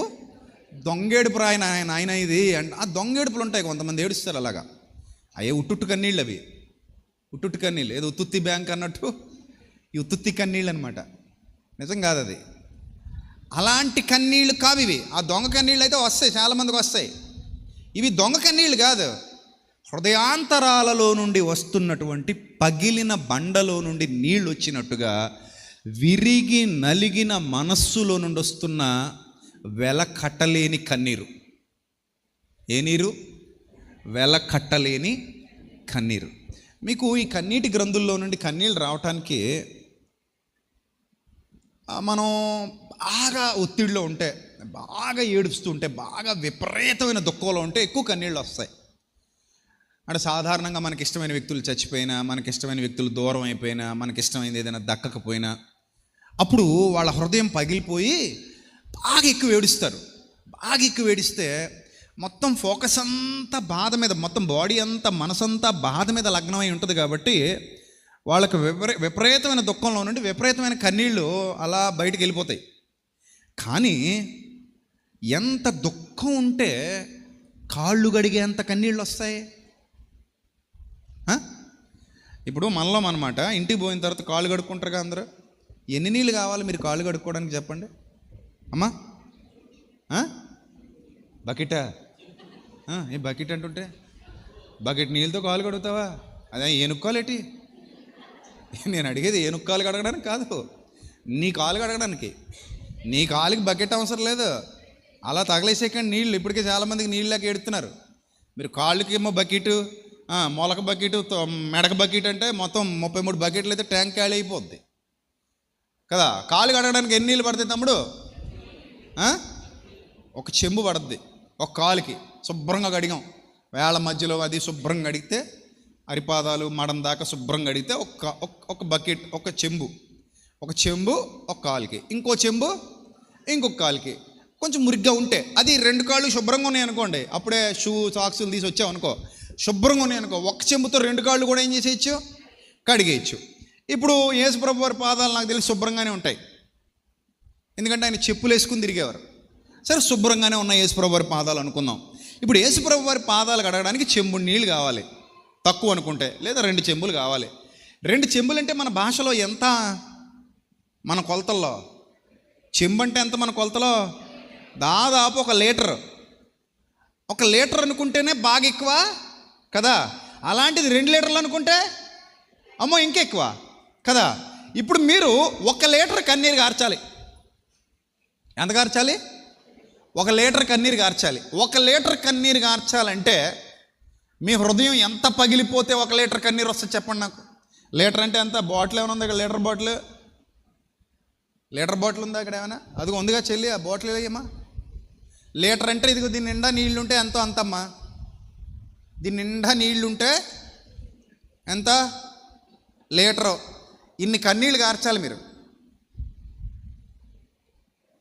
ఇన్ని కన్నీళ్ళు అంటే ఇంకా నిండా లేవు ఇవి, ఫుల్గా ఊహించుకోండి. ఒకవేళ 2 లీటర్లు అనుకుంటే దీంట్లాంటి బాటిల్ ఇంకోటి పెట్టాలి ఇక్కడ, ఇలాంటి బాటిల్ ఇంకోటి పెట్టాలి. ఇలాంటి 2 బాటిల్ కన్నీళ్ళు కావాలి. ఇప్పుడు ఎలా వస్తాయి? వచ్చేసాయా? ఇది కార్చని చూద్దాం, ఇది ఖాళీ చేసిస్తాను. 1 లీటర్ కన్నీళ్ళు పట్టివ్వండి. ఇక్కడ పెట్టండి, ఇలాగా అది ఇలా పెట్టండి. 2 కళ్ళలో నుంచి లీటర్ కన్నీళ్ళు కావాలి, లేదా 2 లీటర్ల కన్నీళ్ళు కావాలి. అవుతుందమ్మా మన వల్ల? అవుతుందా? అవుద్ది. ఎప్పుడు?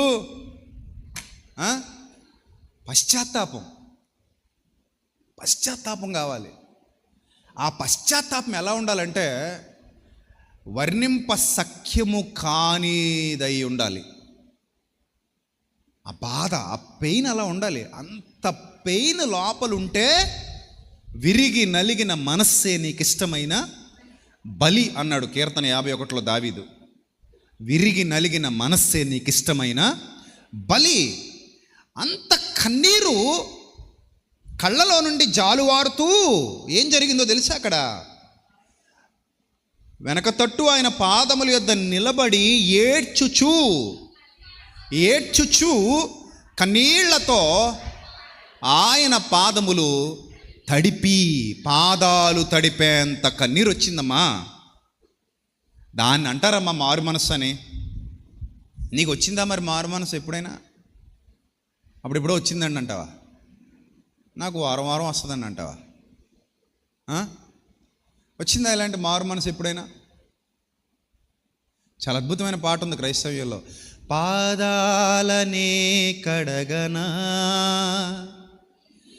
నాకంటే చెల్లి పాడితే బాగుంటుంది, లాస్ట్లో పాడద్దులండి. యేసు పాదాలనే కడగనా, పాదాలునే కడగనా, యేసు పాదాలునే కడగనా, కన్నీళ్లతో కడిగి పన్నీరు పూయనా, కన్నీళ్లతో కడిగి పన్నీరు పూయనా, నన్నేలు స్వామికి నా జీవనాధునికి, నన్నేలు స్వామికి నా జీవనాధునికి,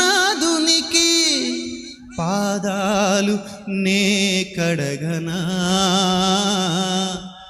యేసు పాదాలు నే కడగనా. అది ఆమె హృదయంలో పుట్టిన భావన.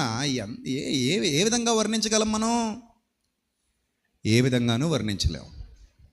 అందుకే వెనక నిలబడి గుండె పగిలి, గుండె బరువెక్కి, తను చేసిన ప్రతి పాపం గుర్తొచ్చి, తను బ్రతికిన బ్రతుకు గుర్తొచ్చి చిచ్చి అని అనిపించి తన మీద తనకి అసహ్యం వేసి అప్పుడు పుట్టింది మారు మనస్సు. ఒక మాట చెప్పనా? ఎప్పుడు నీ మీద నీకు అసహ్యం వేస్తుందో అప్పుడు నీలో పుట్టేదే నిజమైన మారు మనస్సు. దేవుని నామానికి మహిమ కలుగునుగాక. ఎప్పుడు నీ మీద నీకు అసహ్యం పుడుతుందో అప్పుడు నీలో పుట్టేదే నిజమైన మారు మనస్సు. ఎప్పుడు నీ బ్రతుకు మీద నీకు అసహ్యం పుడుతుందో అప్పుడు నీకు కలిగేదే నిజమైన మారు మనస్సు, నిజమైన పశ్చాత్తాపం. అక్కడి నుంచి వచ్చింది ఆ కన్నీరు. ఏదో జల అంటారు చూసారా, జీవజల, సజీవ జల. గోదావరి ఎక్కడ పుట్టిందంటే ఎక్కడో నాసిక్లో త్రయంబకంలో పుట్టింది అంటారు. చిన్న జలధార, అది పెద్ద నదిగా మారింది మన రాజమండ్రికి వచ్చేసరికి. ఎక్కడో చిన్నది పుట్టింది, అది పెద్ద నదిగా మారింది. మరి మీ జీవితంలో అలాంటి పశ్చాత్తాపం ఏ రోజైనా అలాంటి అనుభవాలు ఉన్నాయా? అలాంటి అనుభవాలు ఉన్నాయా మీ జీవితంలో? అవి గొప్ప గొప్ప అనుభవాలు. అవి భక్తుల జీవితాల్లో కనబడినటువంటి అనుభవాలు. ఆమె కోసం వెళ్ళారు భోజనానికి యేసుప్రభు. యేసు పరిసైడు పిలిచాడని వెళ్ళలా, పరిసైడు మీద ప్రేమతో వెళ్ళలా. యేసుప్రభు బావి దగ్గర కూర్చున్నది ఒక పాపాత్మురాల్ని మార్చడం కోసమే. మొన్నవారం విన్నారు. యేసుప్రభు ఈరోజు పరిసైడు ఇంటికి భోజనానికి వెళ్ళింది కూడా ఒక పాపాత్మురాల్ని మార్చడం కోసమే. ఆమె యొక్క మారు మనస్సు కోసం పరలోకం నుండి వచ్చిన గొప్ప వైద్యుడు ఆయన. ఆమెను సంపూర్ణంగా తీర్చిదిద్దడం కోసం పరలోకం నుండి దిగి వచ్చినటువంటి గొప్ప వైద్యుడు ఆయన. ఆయన గొప్ప వైద్యం అయింది, ప్రేమతో కూడిన వైద్యం. ఏ రోగం అయినా ఆయన మందు వల్ల నయమైపోవాల్సిందే. ఆయనకు ఆయన వల్ల నయం కాని రోగం అంటూ మానవ హృదయంలో లేదు. అంత గొప్ప పరమవైద్యుడు ఆయన. అందుకే వచ్చాడు భూమి మీదకి. నశించిన దానిని వెదకి రక్షించుటకు మనుష్య కుమారుడు ఈ లోకానికి వచ్చాడు. రైట్. సో అక్కడ చూడండి, ఆమె కన్నీళ్లతో ఆయన పాదాలు తడిపి, ఇప్పుడు కన్నీళ్లతో పాదాలు తడిపిందంటే కాళ్ళు కడగటానికి నీళ్లు కాకుండా ది బెస్ట్ క్వాలిటీ మెటీరియల్ ఏం కావాలి అని ఆలోచిస్తే ఆమె కన్నీళ్లు దొరికాయి. విలువైన వాటితో కడగాలనుకుంది కాళ్ళు. ప్రపంచంలో ఎక్కడా ఎవరు అమ్మనివి తేవాలనుకుంది, ఎక్కడ దొరకనివే తెచ్చింది. ఎవరు నమ్ముతారా? కన్నీళ్ళే తేగలరా? ఇల్లు లీటర్ కన్నీళ్ళు తేండి, ఒక 100 మిల్లీలీటర్ల కన్నీళ్ళు తేండి, ఒక 200 మిల్లీలీటర్ల కన్నీళ్ళు తేగలరు ఎక్కడికైనా వెళ్ళి? దొరకవు. అంటే విలువైనవా కావా? ఇప్పుడు చెప్పండి, ఎక్కడా దొరకనివి విలువైనవా కావా? రక్తం అయినా దొరుకుద్ది బయట మనకి బతిమలాడుకుంటే, కన్నీళ్ళు ఎక్కడ దొరుకుతాయి? అవి ఎవడికి కావాలి అంటావేమో, కానీ కన్నీళ్లతో కాళ్ళు కడగడం అంటే విలువైందా కాదా? విలువైందా కాదా?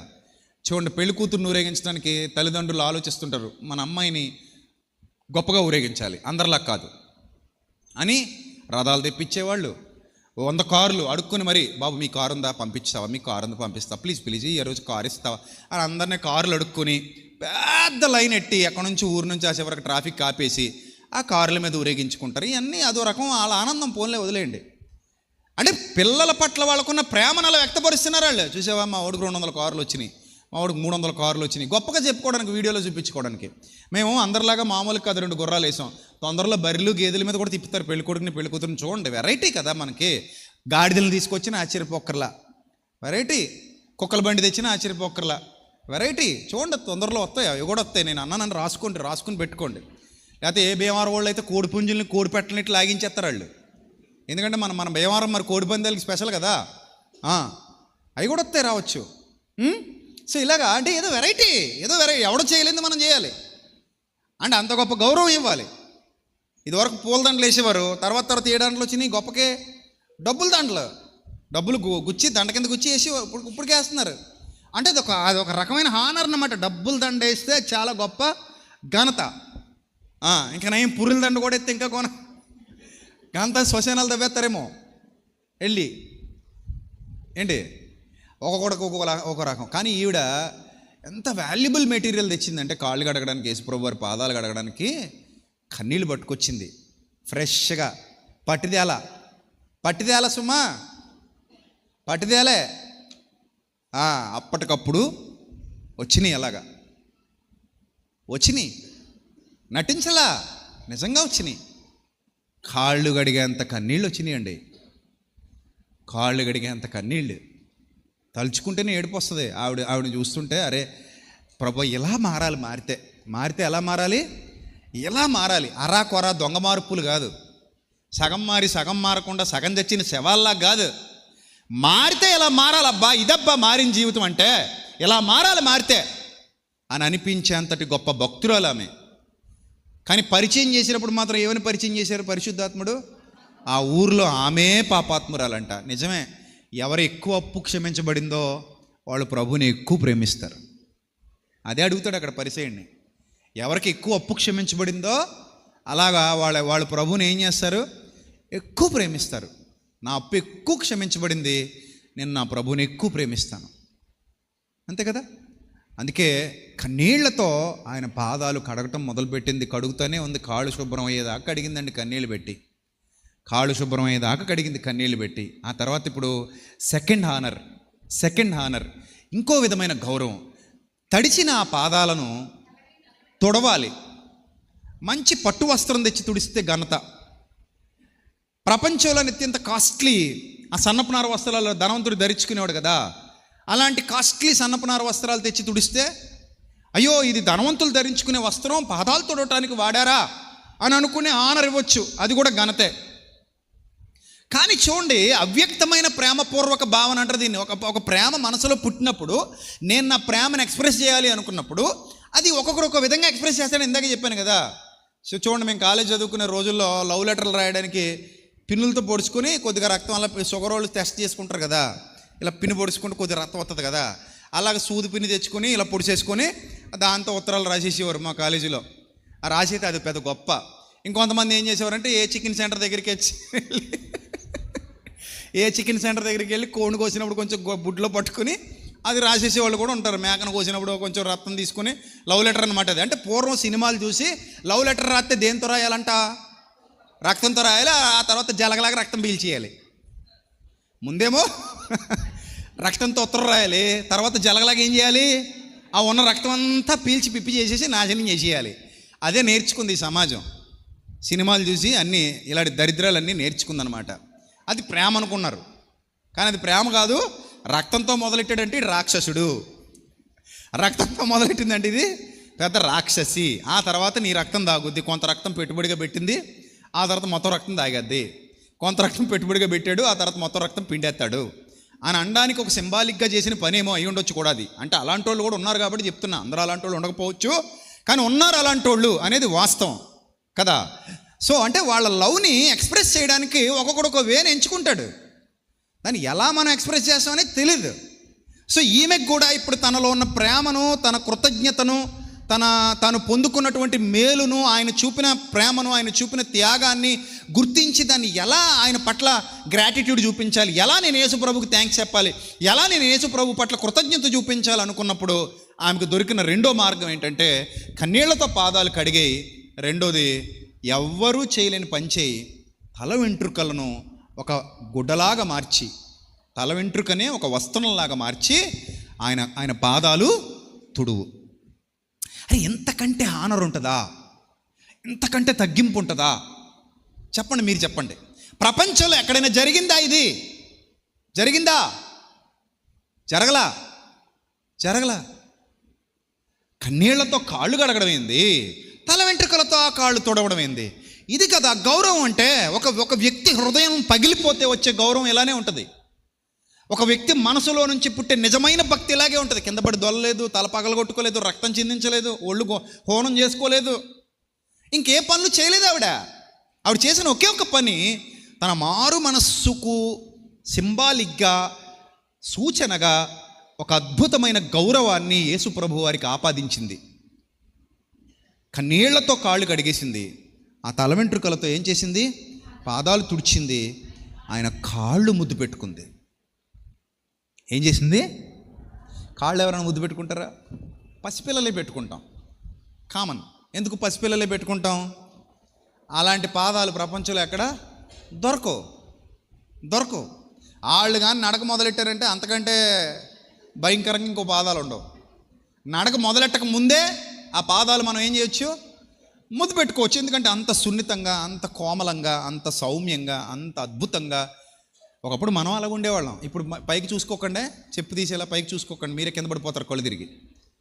ఎందుకంటే మీ కాళ్ళు ఇప్పుడు అంత దరిద్రంగా ఉండుంటాయి నాకు తెలిసి. ఎందుకంటే మనం ఒళ్ళంతా కడుగుతాం కానీ ఏం కడగం. ఆ పెడిక్యూర్ ఏదో అంటారు, అక్కడ పోవాలి మీరు కూడా. పెడిక్యూరా మ్యానిక్యూరా పెడిక్యూరా, అదే మనకు తెలుసావయ్యి. అవన్నీ చేయించుకుంటే కాళ్ళు కొంచెం ఎలాగుంటాయి, శుభ్రంగా ఉంటాయి. అవేవి లేకుండా మామూలు తిరిగేతనం అనుకోండి బురదల్లోనూ, ఎట్టుంటాయి, చాలా దరిద్రంగా ఉంటాయి కదా. అందుకని ఆ కాళ్ళు ఎవరు ముద్దు పెట్టుకోరు. కానీ ఒక వ్యక్తికి గౌరవం ఇవ్వాలి అనుకున్నప్పుడు, నిజంగా దేవునికి గౌరవం ఇవ్వాలి అనుకున్నప్పుడు, ఆయనకు ఘనతను ఆపాదించాలి అనుకున్నప్పుడు మూడవ హానర్. ఫస్ట్ది ఏంటి? కన్నీళ్లతో కడగడం. సెకండ్ది ఏంటి? తల వెంట్రుకలతో ఆ కాళ్ళను, కడిగిన కాళ్ళను తొడవడం. థర్డ్ ఏంటి? ఆ పాదాలను, శుభ్రపడిన ఆ పాదాలను ముద్దు పెట్టుకోవటం. కాళ్ళు ముద్దు పెట్టుకుందండి. అసలు ఎంత ధన్యత దక్కిందో ఆమెకి, ఎంత ధన్యత దక్కిందో. సర్వోన్నతుడైన దేవుని కుమారుడి పాదాలు కన్నీళ్లతో కడిగింది, ఆ పాదాలు తల వెంట్రుకలతో తుడిచింది, ఆ పాదాలను తన పెదవులతో ముద్దు పెట్టుకుంది. అద్భుతమైన హానర్ ఇచ్చింది ప్రభువుకు, అద్భుతమైన గౌరవాన్ని ఇచ్చింది. నాకు తెలిసి ప్రపంచంలో ఇంతవరకు ప్రభువుని అంతలా గౌరవించిన వాళ్ళు ఎవరు ఉండరు. నాకు తెలిసి అపోస్తలు కూడా అంతగా గౌరవించి ఉండరు. అపోస్తలు కూడా పాదాలు కడిగించుకున్నారు ఆయనతో, కానీ కన్నీళ్లతో ఆయన పాదాలు కడగలేదు అపోస్తలు. అంత గౌరవం ఎవరిచ్చి ఉండరో ఆమె ఇచ్చింది. అందుకే ఆమె అంత స్పెషల్ అయింది. ఆమె గతం ఒకవేళ చేదుగా ఉండుండొచ్చు, దాని గురించి పనికిమాలినోళ్ళు మాట్లాడుకోవచ్చు. కానీ నీతిమంతుడు లేడు, ఒక్కళ్ళు లేడు. ఇక్కడ ఎవడు మంచోడు ఏం కాదు, అందరూ ఎదవలే, తప్పు చేసిన వాళ్ళే, అందరూ రోగులే, జబ్బు పడ్డోళ్లే. అందరికీ యేసుప్రభు ద్వారా వైద్యం కావాల్సిందే. అందుకే నశించిన దానిని వెదకి రక్షించుటకు ఆయన ఈ లోకానికి వచ్చారు. ఇప్పుడు ఆమెను విమర్శించే వాళ్ళు ఉంటే ఉండొచ్చు. పరిసయ్యుడే విమర్శించాడు. ఎందుకంటే వీళ్ళకి నేనే నీతిమంతుడు అన్న భావన ప్రతి వాళ్ళు ఉంటుంది. అందరూ పక్కోళ్ళందరూ చెడ్డోళ్ళలాగా, తక్కువ వాళ్ళకి కనబడతారు మనకి, మనం ఏదో గొప్పోళ్ళకి కనబడుతుంటాం మనకి. కానీ దేవుడు తూకం ఇస్తే నువ్వు చాలామంది కంటే కిందకు పోతావు, చాలామంది పైన ఉంటారు నీకంటే కూడా. దేవుడు తూకం ఇస్తే, ప్రభువా నీవు దోషములను కనిపెట్టి చూచిన ఎడల ఎవడు నీ ఎదుట నిలవగలడు అనే వాక్యం మీకు గుర్తు రావాలి. అందుకే ఎప్పుడు కూడా నేను గొప్పోడిని, నేను గొప్పదాన్ని, నేను పరిశుద్ధురాలను అనుకోకు. నీలో కూడా ఎన్నో పాపాలు ఉండుంటాయి. నువ్వు కూడా ఎన్నో పాప ఆలోచనలు చేసే ఉండుంటావు. ఎవరితోనూ కంపేర్ చేసుకుని నేను పెద్ద పాపిని, నువ్వు చిన్న పాపి, నువ్వు బుల్లి పాపి, నువ్వు బుజ్జి పాపి అని అనుకో. ఇక్కడ బుల్లిపాపులు, బుజ్జిపాపులు, పెద్ద పాపులు, చిన్న పాపులు ఉండరు. దేవుడి దృష్టికి అందరూ ఎలా ఉన్నారట? అందరూ పాపము చేసి దేవుడు అనుగ్రహించు మహిమను పొందలేకపోయారు. ఇక్కడ అందరూ సమానమే, ఎక్కువ తక్కువలు ఏమీ లేవు. ఎక్కువ తక్కువలు నువ్వు పెట్టుకుంటే పెట్టుకోవచ్చు, కానీ దేవుడి దగ్గర అదేమీ లేదు. కాబట్టి ఆమె తన యొక్క హానర్, యేసు ప్రభు వారిని గౌరవించాలి అనుకున్నప్పుడు ఆ 3 విధాలుగా గౌరవించి తన యొక్క ప్రేమను, భక్తిని చాటుకుంది. ఒక గొప్ప భక్తురాలి చరిత్ర. ఒక రకంగా చెప్పాలంటే ఇది ఒక అద్భుతమైన సాక్ష్యం. అబ్బాయిది ఏమిటిది? ఒక అద్భుతమైన సాక్ష్యం, ఒక భక్తురాలి సాక్ష్యం. ఇది ఒక భక్తురాలు ఇస్తున్నటువంటి సాక్ష్యం. కన్నీళ్లతో కడిగింది, తల వెంట్రుకలతో తుడిచింది. అలా కడుగబడిన యేసుక్రీస్తు వారి పాదాలను తన పెదవులతో ముద్దు పెట్టుకుంది. తన స్థితిని తాను చెప్పకనే చెప్పింది. మాటలు అక్కర్లేదు, ఇక్కడ మాటలు లేవు, కానీ చాలా రాయొచ్చు. మాటలు లేవు, అదొక సూచన మాత్రమే, కానీ చాలా పెద్ద ప్రసంగమే చేస్తున్నాం మనం ఆ సూచనను చూపించి. మాట్లాడిందని ఆ మాటలను వివరించడం కాదు, ఇక్కడ ఆమె చేసిన క్రియను వివరిస్తూ ఎంత పెద్ద ప్రసంగం చేస్తున్నామంటే తనలో ఉన్నటువంటి ఆ ప్రేమపూర్వక భావనను వ్యక్తపరచడానికి ఇంతకంటే వేరే దారి ఆమెకు దొరకలేదు. మరి మీ పరిస్థితి ఏమిటి? నా పరిస్థితి ఏమిటి? పరిసయ్యుడి భక్త, పాపాత్మురాలి భక్త? ఏ భక్తి కావాలి మనలో? చెప్పండి అమ్మా, ఏ భక్తి కావాలి మనకి? పరిసయ్యుడి భక్తి కావాలా, పాపాత్మురాలి భక్తి కావాలా? ఏ భక్తి కావాలి? ఆవిడ పేరు పాపాత్మురాలనే ఉంది. మరి నువ్వైనా పేరు పెడితే సుజాతనో, సునీతనో, ఇంకో పేరు చెప్తే అందం మరి పోనీ. అలాగేమి లేదు, ఉందా? లేదా లేకపోతే వరలక్ష్మి, దివ్య ఏమైనా ఉన్నదా? కీర్తన ఏమైనా ఉందా? లేదు. ఆవిడ పేరు రాయలేదు దేవుడు, కానీ ఆమె క్యారెక్టర్ రాశాడు. ఆమె క్యారెక్టర్గా రాశాడు. ఏమని చెప్తున్నాడు? పాపాత్మురాలే. అంటే ఈమె నేడు నాడు ఎప్పటికీ ఉండే ప్రతి పాపికి ఒక సూచనగా కనబడుతుంది. నిలబడింది అలాగా. ఇదిగో నన్ను ఫాలో అవ్వండి అని చెప్తుంది అనమాట మనందరికీ. నన్ను ఫాలో అవ్వండి. మీరు యేసు ప్రభువుని ఆరాధించడం అంటే ఇది. యేసు ప్రభువుని ఆరాధించడం అంటే ఇదమ్మా. ఇలా ఆరాధించి యేసు ప్రభువుని ఇలా చేయి, భక్తి చేస్తే అలాంటి విశ్వాసిగా మారు. పగలాలి, నీ హృదయం పగలాలి, అప్పుడే బయటకు వస్తావు. ఒరిజినల్ బయటకు వస్తుంది. ఆమెలో నుంచి ఒరిజినల్ బయటకు వచ్చింది, నీలో ఇంకా ఒరిజినల్ బయటకు రాలా. నీకు తెలుసు ఆ విషయం. మీలో చాలా మందిలో నుంచి ఇంకా పగిలిన హృదయ స్థితి, మీకు అనుభవం లేదు. మీకు అనుభవం లేదు, మీకు ఈ ఆత్మీయ అనుభవం లేదు. ఒక్కసారి పగిలిన హృదయ స్థితి అనే ఆత్మీయ అనుభవం వస్తే మీ కన్నీళ్లు యేసుప్రభు పాదాలు గడుగుతాయి. మీ తల వెంట్రుకలైన పాదాలు తుడిచే స్థాయికి వెళ్ళిపోతాయి. అంటే మీ క్రియలు అలాగ ఉంటాయి. మీరు చేస్తారు దేవుని పని, మిమ్మల్ని ఎవడ ఆపలేడు. దేవునికి ఫస్ట్ ప్రియారిటీ ఇస్తారు. మొదట ఆయన నీతిని వెతుకుతారు, మొదట ఆయన రాజ్యాన్ని వెతుకుతారు, మొదట నా ప్రభు, తర్వాత ఏదైనా అని చెప్తారు. అక్కడ మీ క్రియల్లో కనబడిపోద్ది. భార్య కంటే, భర్త కంటే, బిడ్డల కంటే, ఆస్తి కంటే, అంతస్తు కంటే, వెండి కంటే, బంగారం కంటే, చివరికి నా ప్రాణము సహా యేసు ప్రభు పాదాల దగ్గరే. ఎందుకంటే ఆయన నా కోసం చేసిన త్యాగం ప్రపంచంలో ఎవడు ఎప్పటికీ ఎవరి కోసం చేయలేదు. నా ప్రభు నా కోసం అంత త్యాగం చేశాడు. అది నేను ఫీల్ అయ్యాను, అనుభవించాను, రుచి చూశాను. ఆయన ఉత్తమత్వాన్ని రుచి చూసి తెలుసుకున్నాను. గనుక నేను ఇంకా ఏదైనా చేస్తాను. స్వామి వివేకానంద ఒక బుక్లో రాశారట, ఆ రోజు ఆమె యేసుప్రభు వారి పాదాలు కన్నీళ్లతో గడిగింది. నేను కానీ ఆయన యొద్ద ఉండుంటే ఆయన పాదాలు నేను రక్తంతో గడిగేవాడిని అన్నాడట. చాలామంది అది అబద్ధం అంటారు, కానీ నిజంగానే ఉంది బుక్లో. ఆయన జీవిత చరిత్రలో ఆ బుక్లో ఆయన రాశారు ఆ విషయాన్ని స్వామి వివేకానంద.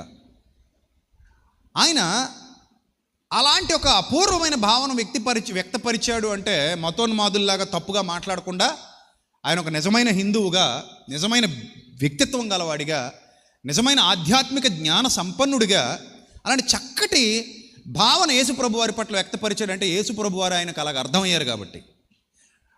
పంది పన్నీరు మెచ్చును, బురద మెచ్చును అని అడిగితే ప్రభు విలువ తెలీదు, ఆయన గొప్ప వ్యక్తిత్వం తెలీదు, పాపం లేని ఆయన పరిశుద్ధత తెలీదు, పాపంతో పోరాడిన ఆయన గొప్ప వ్యక్తిత్వం అర్థం కాదు, ఆయన దైవత్వం అర్థం కాదు. కానీ ఎంతోమంది గొప్పవారు, స్వామి వివేకానంద లాంటి గొప్ప గొప్ప ఆధ్యాత్మికవేత్తలు ఆయన గురించి రాశారు. మహాత్మా గాంధీ లాంటి ఎంతోమంది గొప్పవారు ఆయన గురించి రాశారు, ఆయన గురించి కీర్తించారు, ఆయన గురించి మాట్లాడారు. నిజమే, ఒక గొప్ప వ్యక్తికే మరో గొప్ప వ్యక్తి యొక్క గుణం, లక్షణం అర్థం అవుద్ది. గుడ్డోడు ఏం చూడగలడు? ఏమీ చూడలేడు. గుడ్డోడు ఒకటే. కానీ కన్నులు ఉన్నవాడు మరో కన్నులు ఉన్నవాడి యొక్క భావాలను అర్థం చేసుకోగలడు. అలాగా చూడండి, అదిగో స్వామి వివేకానంద గారి quotation, had I lived in Palestine in the days of Jesus of Nazareth, I would have washed his feet not with my tears but with my heart's blood. నా హృదయ రుధిరంతో ఆయన పాదాలు కడుగుతానన్నాడు. చూడండి, నా హృదయ రుధిరంతో ఆయన పాదాలు కడుగుతాను. సో గ్రేట్ స్వామి వివేకానంద గారు. ఆయన అత్యంత అద్భుతమైనటువంటి వ్యక్తిత్వం గలవాడు కనుక యేసు ప్రభు వారిని అలా చూడగలిగాడు. గుడ్డివాడికి అన్నీ గుడ్డిగానే కనబడతాయి, పవిత్రులకు అన్నీ పవిత్రములు, అపవిత్రులకు అన్నీ అపవిత్రములు. ఆయన మంచి వ్యక్తిత్వం గలవారు కనుక ఆయనకు అది అర్థమైంది.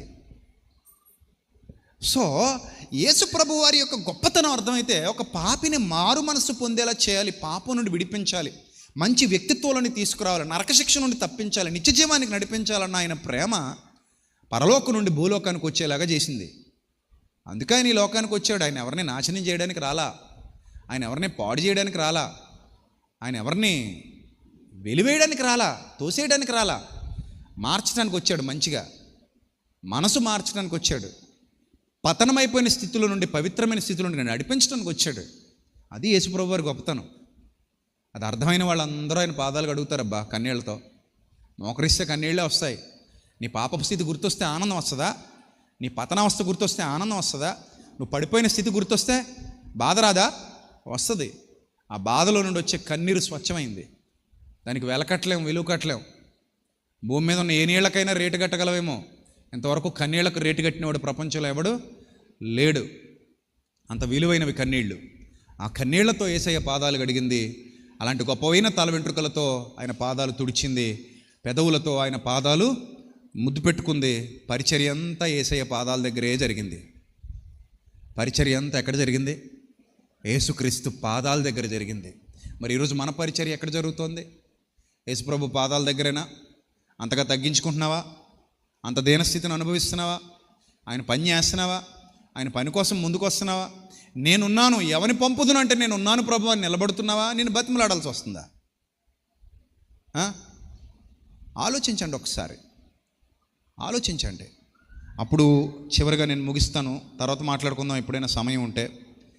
అప్పుడు ఆ పరిసయుడు మనసులో అనుకుంటున్నాడంట, 39 వచ్చిన ఆయనను పిలిచిన ఆ పరిసయుడు అది చూచి 4వ హానరు అత్తరు ఆ పాదాలకు పూసింది. 4 విధాలుగా ఆయన్ని గౌరవించింది. 4వది అత్తరు ఆయన పాదాలకు పూయడం. నెక్స్ట్, ఆయన పిలిచిన పరిసయుడు అది చూచి, ఈయన ప్రవక్త అయిన ఎడల తన్ను ముట్టుకుని నీ స్త్రీ ఎవతయో ఎటువంటిదియో ఎరిగి ఉండును. ఇతను ఎరిగి ఉన్నట్టే ఆయన ఎరిగి ఉంటాడు అనుకుంటున్నాడు. ఇతనికి ఆమె పాపపు స్థితి తెలుసు, యేసు ప్రభువుకి ఆమెకు నవీన స్థితి తెలుసు. అంతే కదా? ఇతనికి ఏం తెలుసు? ఆమె పాపపు స్థితి తెలుసు. యేసు ప్రభువుకి ఏం తెలుసు? ఆమె నవీన స్థితి తెలుసు. మీకు విషయం చెప్పనా, నేను ఓన్గా ఫీల్ అయింది చెప్తున్నా. నా పాపపు స్థితి తెలిసిన వాళ్ళు ఎప్పటికీ నాతో మాట్లాడుతుంటారు. వాళ్ళకి నా పాపపు స్థితి మాత్రమే తెలుసు. అందులో నా స్నేహితులు ఉన్నారు, బంధువులు ఉన్నారు, నేను ఎరిగిన వాళ్ళు ఉన్నారు, చాలామంది ఉన్నారు. వాళ్ళకి కేవలం విజయప్రసాద్ రెడ్డి అనేవాడి పాపపు స్థితి మాత్రమే తెలుసు. ఒకప్పుడు వీడు ఎలా ఉండేవాడు, ఒకప్పుడు వీడి ఆలోచన విధానం ఎలా ఉండేది, ఎలా తిరిగేవాడు, ఎలా రెబల్గా ఉండేవాడు, ఎలా మాట్లాడేవాడు, ఎలా జీవించేవాడు, ఇది మాత్రమే వాళ్ళకి తెలుసు. నా పాపపు స్థితి మాత్రమే ఎరిగిన వాళ్ళు. కానీ నేను పగిలిన తర్వాత, నాలో మారు మనసు వచ్చిన తర్వాత, నేను ప్రభువుకు నేను సమర్పించుకున్న తర్వాత నా హృదయ స్థితి ఎలా మారిందో, లోపల ఎలా ఉన్నానో నా ప్రభువుకు మాత్రమే తెలుసు. ఇంకెవ్వరికి నా గురించి తెలియదు. అది నా ప్రభువుకు మాత్రమే తెలుసు. ఎప్పటికీ నన్ను నా పాపపు స్థితిలో చూసేవాళ్ళు ఉంటే ఉండొచ్చు నేను వాళ్ళకి ఎదురుపడ్డప్పుడు. కానీ నా ప్రభువు నన్ను నా పాపపు స్థితిలో చూడట్లేదు. ఎందుకంటే పాతవి గతించెను, సమస్తము కొత్తవాయను. ఆ పాత మనిషి చచ్చాడు, కొత్త మనిషి నాలో బయటకు వచ్చాడు. అది లోపల ఉన్నవాడి గురించి పైనున్న దేవునికి మాత్రమే తెలుసు. నా అంతరంగం ఏంటో, నా హృదయం ఏంటో, నా వ్యక్తిత్వం ఏంటో, నేను ఎలా మారాను, అప్పుడు నా ఆలోచనలు ఎలా ఉండేవో, ఇప్పుడు నా ఆలోచనలు ఎలా ఉన్నాయో, అప్పుడు నా నోట్లోంచి ఏం బయటకు వచ్చేవో, ఇప్పుడు నా హృదయంలో నుండి ఏ జీవజల నదులు బయటకు ప్రవహిస్తున్నాయో, ఎంతమంది హృదయాలను తడుపుతున్నాయో నా ప్రభువుకు మాత్రమే తెలుసు.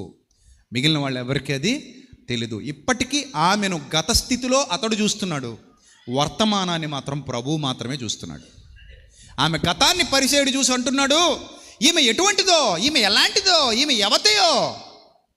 అతను నిజంగా ప్రవక్త అయిన ఎడల తెలుసుకోలేడా అనుకుంటున్నాడు. ప్రేమతో పిలిచాడు దౌర్భాగ్యుడు. ప్రేమతో పిలిచాడా? మనసు నిండా కుళ్ళు పెట్టుకుని ఆకులో పంచభక్ష పరమాణాలు వడ్డిస్తే అలాంటి ఇంట్లో మీరు ఎప్పుడు భోజనానికి వెళ్ళకండి. నేను చెప్తున్నానుగా, చాలా క్లియర్గా రాయబడింది. పగవాని ఇంట విందు భోజనం తినడం కంటే కూడా పేదవాడి ఇంట్లో పచ్చడి మెతుకులు తినడం బెటర్ అంటోంది దేవుని వాక్యం. కాబట్టి మనసు నిండా కుళ్ళు పెట్టుకుని, మనసు నిండా కుతంత్రం పెట్టుకుని, మనసు నిండా అసూయ పెట్టుకుని మిమ్మల్ని భోజనానికి పిలిచినా, మిమ్మల్ని ఇంటికి పిలిచినా వెళ్ళకండి. అలాంటి వాళ్ళు ఇంటికి వెళ్ళి మీరు ఏం తిన్నా అది మీకు వంట పట్టదు. అలాంటి వాళ్ళు పెళ్ళికి పిలిచినా వెళ్ళకండి, మీకు వంట పట్టదు. వాళ్ళు మీకు వడ్డించేటప్పుడు మనసు పైన పెదాల మీద నవ్వు ఉంటుంది, మనసులో కపటమైన విషయం ఉంటుంది, అది మీకు రుచించదు. తీగా ఉన్నా కూడా పగవాని ఇంట ఎద్దు మాంసం తినడం కంటే కూడా పేదవాడి ఇంట ఆకుకూరల భోజనం తినడం మేలు. సో వేస్ట్, అలాంటి వాళ్ళు వేస్ట్. అలాంటి వాళ్ళు పిలిచినా వెళ్ళకపోవడమే మంచిది. నీ ఇంట్లో నువ్వు కూర్చుని ఆకుకూరలు అన్నం తిను. పగవాడి ఇంటికి వెళ్ళి ఏదో మంచి పంచభక్ష పరమాణాలు, ఏదో విందు భోజనం, ఏదో మాంసం కూర వేసాడని అక్కడికి వెళ్ళి ఆడిపెట్టే విషపు అన్నం తినే కంటే కూడా విషపు చూపు, అది విషపు చూపు. మంచి మనసుతో పెట్టేది మనకు అరుగుద్ది, కుళ్ళు మనసుతో పెట్టేది మనకు అరిగి సావదు. అది సాయంత్రం దాకా గ్యాస్ వస్తూనే ఉంటుంది, తేన్పులు వస్తుంటాయి అనమాట. రోగం లేకపోయినా, రోగం ఉన్నోడికి గ్యాస్ రావడం వేరు, రోగం లేనోడికి కూడా గ్యాస్ రప్పిస్తాడు ఇడు. అంటే దౌర్భాగ్యులు ఉన్నారు సమాజంలో. కాబట్టి ఎవడదో మనకెందుకు, మనకు చాలు, దేవుడు మనకి ఇచ్చింది మనకి చాలు, అది సమృద్ధిగా మనకి దేవుడు ఇస్తే చాలు, నాది నాకు చాలు అనుకునే భావంతోనే బతకండి. ఇప్పుడు ఈ పరిసైడు ఇంటికి పిలిచాడు, భోజనం పెడుతున్నాడు, కానీ కుళ్ళు బుద్ధి, దరిద్రం బుద్ధి. ఈయన నిజంగా ప్రవక్త అయిన ఎడలా అంటే ఈయనకి నమ్మకం లేదు. ఈయన ప్రవక్తని, ఈయన చెప్పేది వాస్తవని ఈ పరిసైడికి నమ్మకం ఉందా? లేదు. అంటే మీకు అర్థమైపోయిందా? ఫస్ట్ నేను చెప్పిన కోటలోనే పిలిచాడు, సెలబ్రిటీ అని పిలిచాడు. ఈయన పిలుచుకుంటే మనకు పెద్దగా మన మీద ఏం పడకుండా తప్పించుకోవచ్చు అని పిలిచాడు. గొప్పోడు కాబట్టి పిలిచాడు, జనాదరణ ప్రజాదరణ ఉన్న వ్యక్తి కాబట్టి పిలిచాడు తప్ప నిజంగా యేసయ్య మీద ప్రేమతో పిలిచినవాడు కాడు. ఈ విషయాన్ని గుర్తుపెట్టుకోండి. మనసులో అనుకుంటున్నాడు, అలాగ అనుకుంటున్నాడు, ఈమె పాపాత్మురాలు, ఈమె యువతియో ఎటువంటిదో, నిజముగా ఈయన ఆ ప్రవక్త అయిన ఎడల ఎరిగి ఉండును, ఇది పాపాత్మురాలు అని తనలో తాను అనుకోనేను.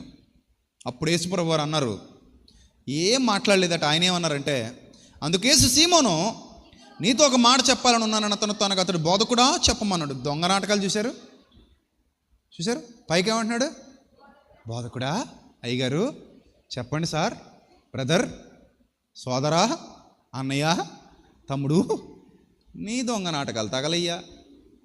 లోపల ఒకటి బయటకు ఒకటి, దరిద్రం బుద్ధి. అరే బయట ఎలాగున్నావు లోపల ఎలాగ ఉండాలి కదా. ఈ దొంగ బుద్ధి ఎందుకు మనకి? అంత అంత అంత డబల్ మెంటాలిటీ ఎందుకు మనకి? అది ఉంది ఇతనిలో. యేసుప్రభు ఇష్టపడ్డా ఇలాంటి వాళ్ళని, అస్సలు ఇష్టపడ్డా. నెక్స్ట్ ఏమంటున్నాడు చూడండి. అప్పుడు యేసు అప్పు ఇచ్చి ఒకడికి 2 రుణస్తులు ఉన్నారు. వారిలో ఒకడు 500 దేనారాలు, మరొకడు 50 దేనారాలే అప్పు పడ్డారు. ఆ అప్పు తీర్చడానికి ఇద్దరి దగ్గర ఏమీ లేదు కనుక ఆ యజమానుడు ఇద్దరిని క్షమించేశాడు. కాబట్టి వీరిలో ఎవడతన్ని ఎక్కువగా ప్రేమించినో చెప్పు అని అడిగాడు. అందుకు సీమోను అతన్ని ఎక్కువ ఎవరిని క్షమించాడో వాడే, అంటే 500 రూపాయలు అప్పు కొట్టేసినోడే అతన్ని ఎక్కువగా ప్రేమిస్తాడని అతనితో చెప్పి, అప్పుడు ఆయన అన్నాడు, నీవు సరిగా యోచించమని అతనితో చెప్పి ఆ స్త్రీ వైపు తిరిగి, ఆ వైపు తిరిగి అతనితో మాట్లాడుతున్నాడు, ఆమె వైపు తిరిగి అతనితో మాట్లాడుతున్నాడు. వెనక్కి తిరిగి చూశాడు, ఆమె అక్కడే ఉంది, ఇంకా ఆమె పని ఆమె చేసుకుంటూ పోతుంది. ఎవరిని పట్టించుకోవట్లా, ఆమె పని ఆమె చేసుకుంటూ పోతుంది. సమాజం గురించి నాకు అవసరం లేదు, సమాజం ఏమనుకుంటుందో నాకు అవసరం లేదు, సిగ్గుపడాల్సిన పని నాకు లేదు. కొంతమంది బైబిల్ పట్టుకోవడానికి సిగ్గుపడతారు, దేవుని వాక్యం చెప్పడానికి సిగ్గుపడతారు, దేవుని పని చేయడానికి సిగ్గుపడతారు, దేవుని మాట ప్రకటించడానికి సిగ్గుపడతారు, దేవుని నమ్ముకుని చెప్పుకోవడానికి సిగ్గుపడతారు. సిగ్గులేని వాళ్ళు, నేను అంటుంది నిజమే, సిగ్గులేని వాళ్ళు వీళ్ళే. ఎందుకు సిగ్గుపడుతున్నావు నువ్వు? పాపం చేసే ఈ వ్యభిచారులైన మూర్ఖ తరం వారి ఎదుట, నీతి మాలిన బ్రతుకు బతికే ఈ సమాజం ఎదుట నేను నీతిగా బ్రతుకుతున్నాను, నీతిమంతుడైన క్రీస్తుని వెంబడిస్తున్నానని చెప్పుకోవడానికి ధైర్యం ఉండాలి, కానీ సిగ్గుపడ్డం దేనికి? ఎందుకు సిగ్గుపడాలి? నువ్వు సిగ్గుపడాల్సిన పని లేదు. నువ్వు నమ్ముకున్నది పరిశుద్ధుడైన ప్రభువుని, ఆయన పరిశుద్ధుడు, ఆయనలో ఏ పాపం లేదు. ధైర్యంగా చెప్పుకో, నేను పరిశుద్ధుడైన యేసుక్రీస్తుని వెంబడిస్తున్నాను, ఏ పాపము లేని పవిత్రుడైన యేసుక్రీస్తుని వెంబడిస్తున్నాను, నేను చాలా గర్వంగా చెప్తున్నానని చెప్పుకోగాని సిగ్గుపడవలసిన పని లేదు, అర్థమైందా? ఆమె పని ఆమె చేసుకుంటుంది, ఎవరిని పట్టించుకోవట్లా, ఎక్కడ సిగ్గుపడట్లా, ఆమె పని ఆమె చేసుకుంటుంది అక్కడ. అప్పుడు అన్నాడు ప్రభు, అన్నారు, నేను నీ ఇంటిలోనికి రాగా నీవు నా పాదములకు నీళ్ళు ఇవ్వలేదు, కానీ ఈమె తన కన్నీళ్లతో నా పాదాలు తడిపి తన తల వెంట్రుకలతో తుడిచెను. నీవు నన్ను ముద్దు పెట్టుకోనలేదు, కానీ నేను లోపలికి వచ్చినప్పటి నుండి ఈమె నా పాదములు ముద్దు పెట్టుట మానలేదు. నీవు నూనెతోన తల అంటలేదు, కానీ ఈమె నా పాదములకు అత్తరు పూసెను. 47 వచనం అందరూ అండర్లైన్ చేసుకోండి. ఆమె విస్తారముగా ప్రేమించెను గనుక ఆమె విస్తార పాపములు క్షమింపబడెను. నువ్వెంత ప్రేమిస్తున్నావు యేసుక్రీస్తుని? ప్రశ్నించుకో ఈ రాత్రి, ఈ మధ్యాహ్న కాల సమయంలో. నువ్వు ఎంత ప్రేమిస్తున్నావు యేసుక్రీస్తుని? నువ్వు ఎంత ప్రేమిస్తున్నావు? విస్తారంగా ప్రేమిస్తున్నావా? మొదట ఆయన నీతి, ఆయన రాజ్యమేనా నీకు? వేరే ఏమైనా ఉన్నాయా? ఆదివారం రావడమే గగనం అయిపోద్ది కదా నీకు. కొంతమందికి దూరం అయిపోయిందండి, మీ ఇంటి దగ్గర ఎట్టేద్దాం అలా చచ్చి రేపటి నుంచి. దూరంగా ఉంది కదా పాపం, రాలేవు. హాస్పిటల్ కూడా మీ ఇంటి దగ్గర కట్టించేసుకో. విమానాశ్రయం పెట్టుకో ఈ గోడ పక్కన, ఈ గోడ పక్కన రైల్వే స్టేషన్ ఎట్టుకో, ఇంటి ఎదురుగో బస్ స్టేషన్ ఎట్టుకో, వెనకాల శ్మశానం కూడా ఎట్టేసుకో, దగ్గరగా ఉంటుంది. మరి అంతే కదా, దూరం అయిపోయినాయి కదా పాపం నీకు అన్నీ, వెళ్ళలేవు. ముఖ్యంగా శ్మశానం ఇంకా దగ్గర ఉండాలి. ఇలా సావగానే కప్పెట్టేస్తారు, గొడవ ఉండదు ఏడి. లేకపోతే ఇంట్లోనే ఒక గదిలో ఎట్టేసుకో, సామర్థ్యం అవి చేసుకొని. దూరం అయిపోయింది, అక్కడ దూరం డెప్పమే కొట్టేక. దేవుని వాక్యం ఎక్కడుంటే అక్కడ పరిగెత్తుకెళ్ళు. మొన్న ఒకడు అంటాడు కదా, ఇగో ఇక్కడ ఎండగా ఎక్కువ ఉందండి, ఉడికొచ్చేస్తుంది, మీరు 1:40 నిమిషాలు చెప్తే కుదరదు అంటున్నాడు ఒకడు మావుడే. అంటే వాక్యం ఏం చేయాలట, నేను తొందరగా ముగిచ్చేయాలట మావుని డెప్పమే కొట్టేక. ఎంతసేపు చెప్పేసావు? అదేడు బాబాయ్, నా 1:40 నిమిషాలు చెప్పేస్తే ఎలా బాబాయ్ అంటున్నాడు మావాడు ఒకడు. ఇప్పుడు నేను ఏం చేయాలి? అరగంట చెప్పి మానేయాలా? ఇంటికి వెళ్ళి భోజనం పెట్టే టైంలో దగ్గర కూర్చుంటాను. ఈసారి 2 మెతుకులేసి ఇంకా ఆపే వదిన అంటాను, దరిద్రం వదిలిపోద్ది. 2 మెతుకులేసి కంచంలో ఏమనాలి ఇప్పుడు? ఇంక చాలు కానీ ఇడికి ఎంత చాలు, 2 మెతుకులు చాలు కానీ సరిపెట్టుకోరా. ఈ పూటకి 2 మెతుకులు తినేసేసి బ్రేవ్ అనుకుని పడుకో, సరిపోద్ది. మన చేతిలో ఉంటుందండి వాక్యం ఎంతసేపు చెప్పాలని. నాకేం ఉండదు, మరి నేనేం పేపర్ మీద రాసుకొత్తలా. నాకు ఇంతసేపే చెప్పాలి, ఎంతసేపులో ముగించాలనడానికి నాకు సబ్జెక్ట్ మీద నా కమాండ్ ఉండదు, ఆయన కమాండ్ ఉంటుంది. సబ్జెక్ట్ పూర్తయిపోతే నేను ఆపేస్తాను. చెప్పమన్నా చెప్పను నేను, అది ఎక్కడైనా అంతే. సభని కాదు, సంఘం అని కాదు, ఇదని కాదు, నువ్వు చెప్పమన్నా చెప్పను. నాకు సబ్జెక్ట్ అయిపోయింది, ఇంకెంతకు మించి మాట్లాడడానికి ఏమీ లేదు అనుకుంటే ఆపేస్తాను అంతే. కొంతమంది నాకు పిల్లిగానే ఈరోజు 1 గంట చెప్పాలండి, 1:30 గంట చెప్పాలండి అంటారు. ఇదేదో వంటటి 2 చేయాలి 3 చేయాలన్నట్టు.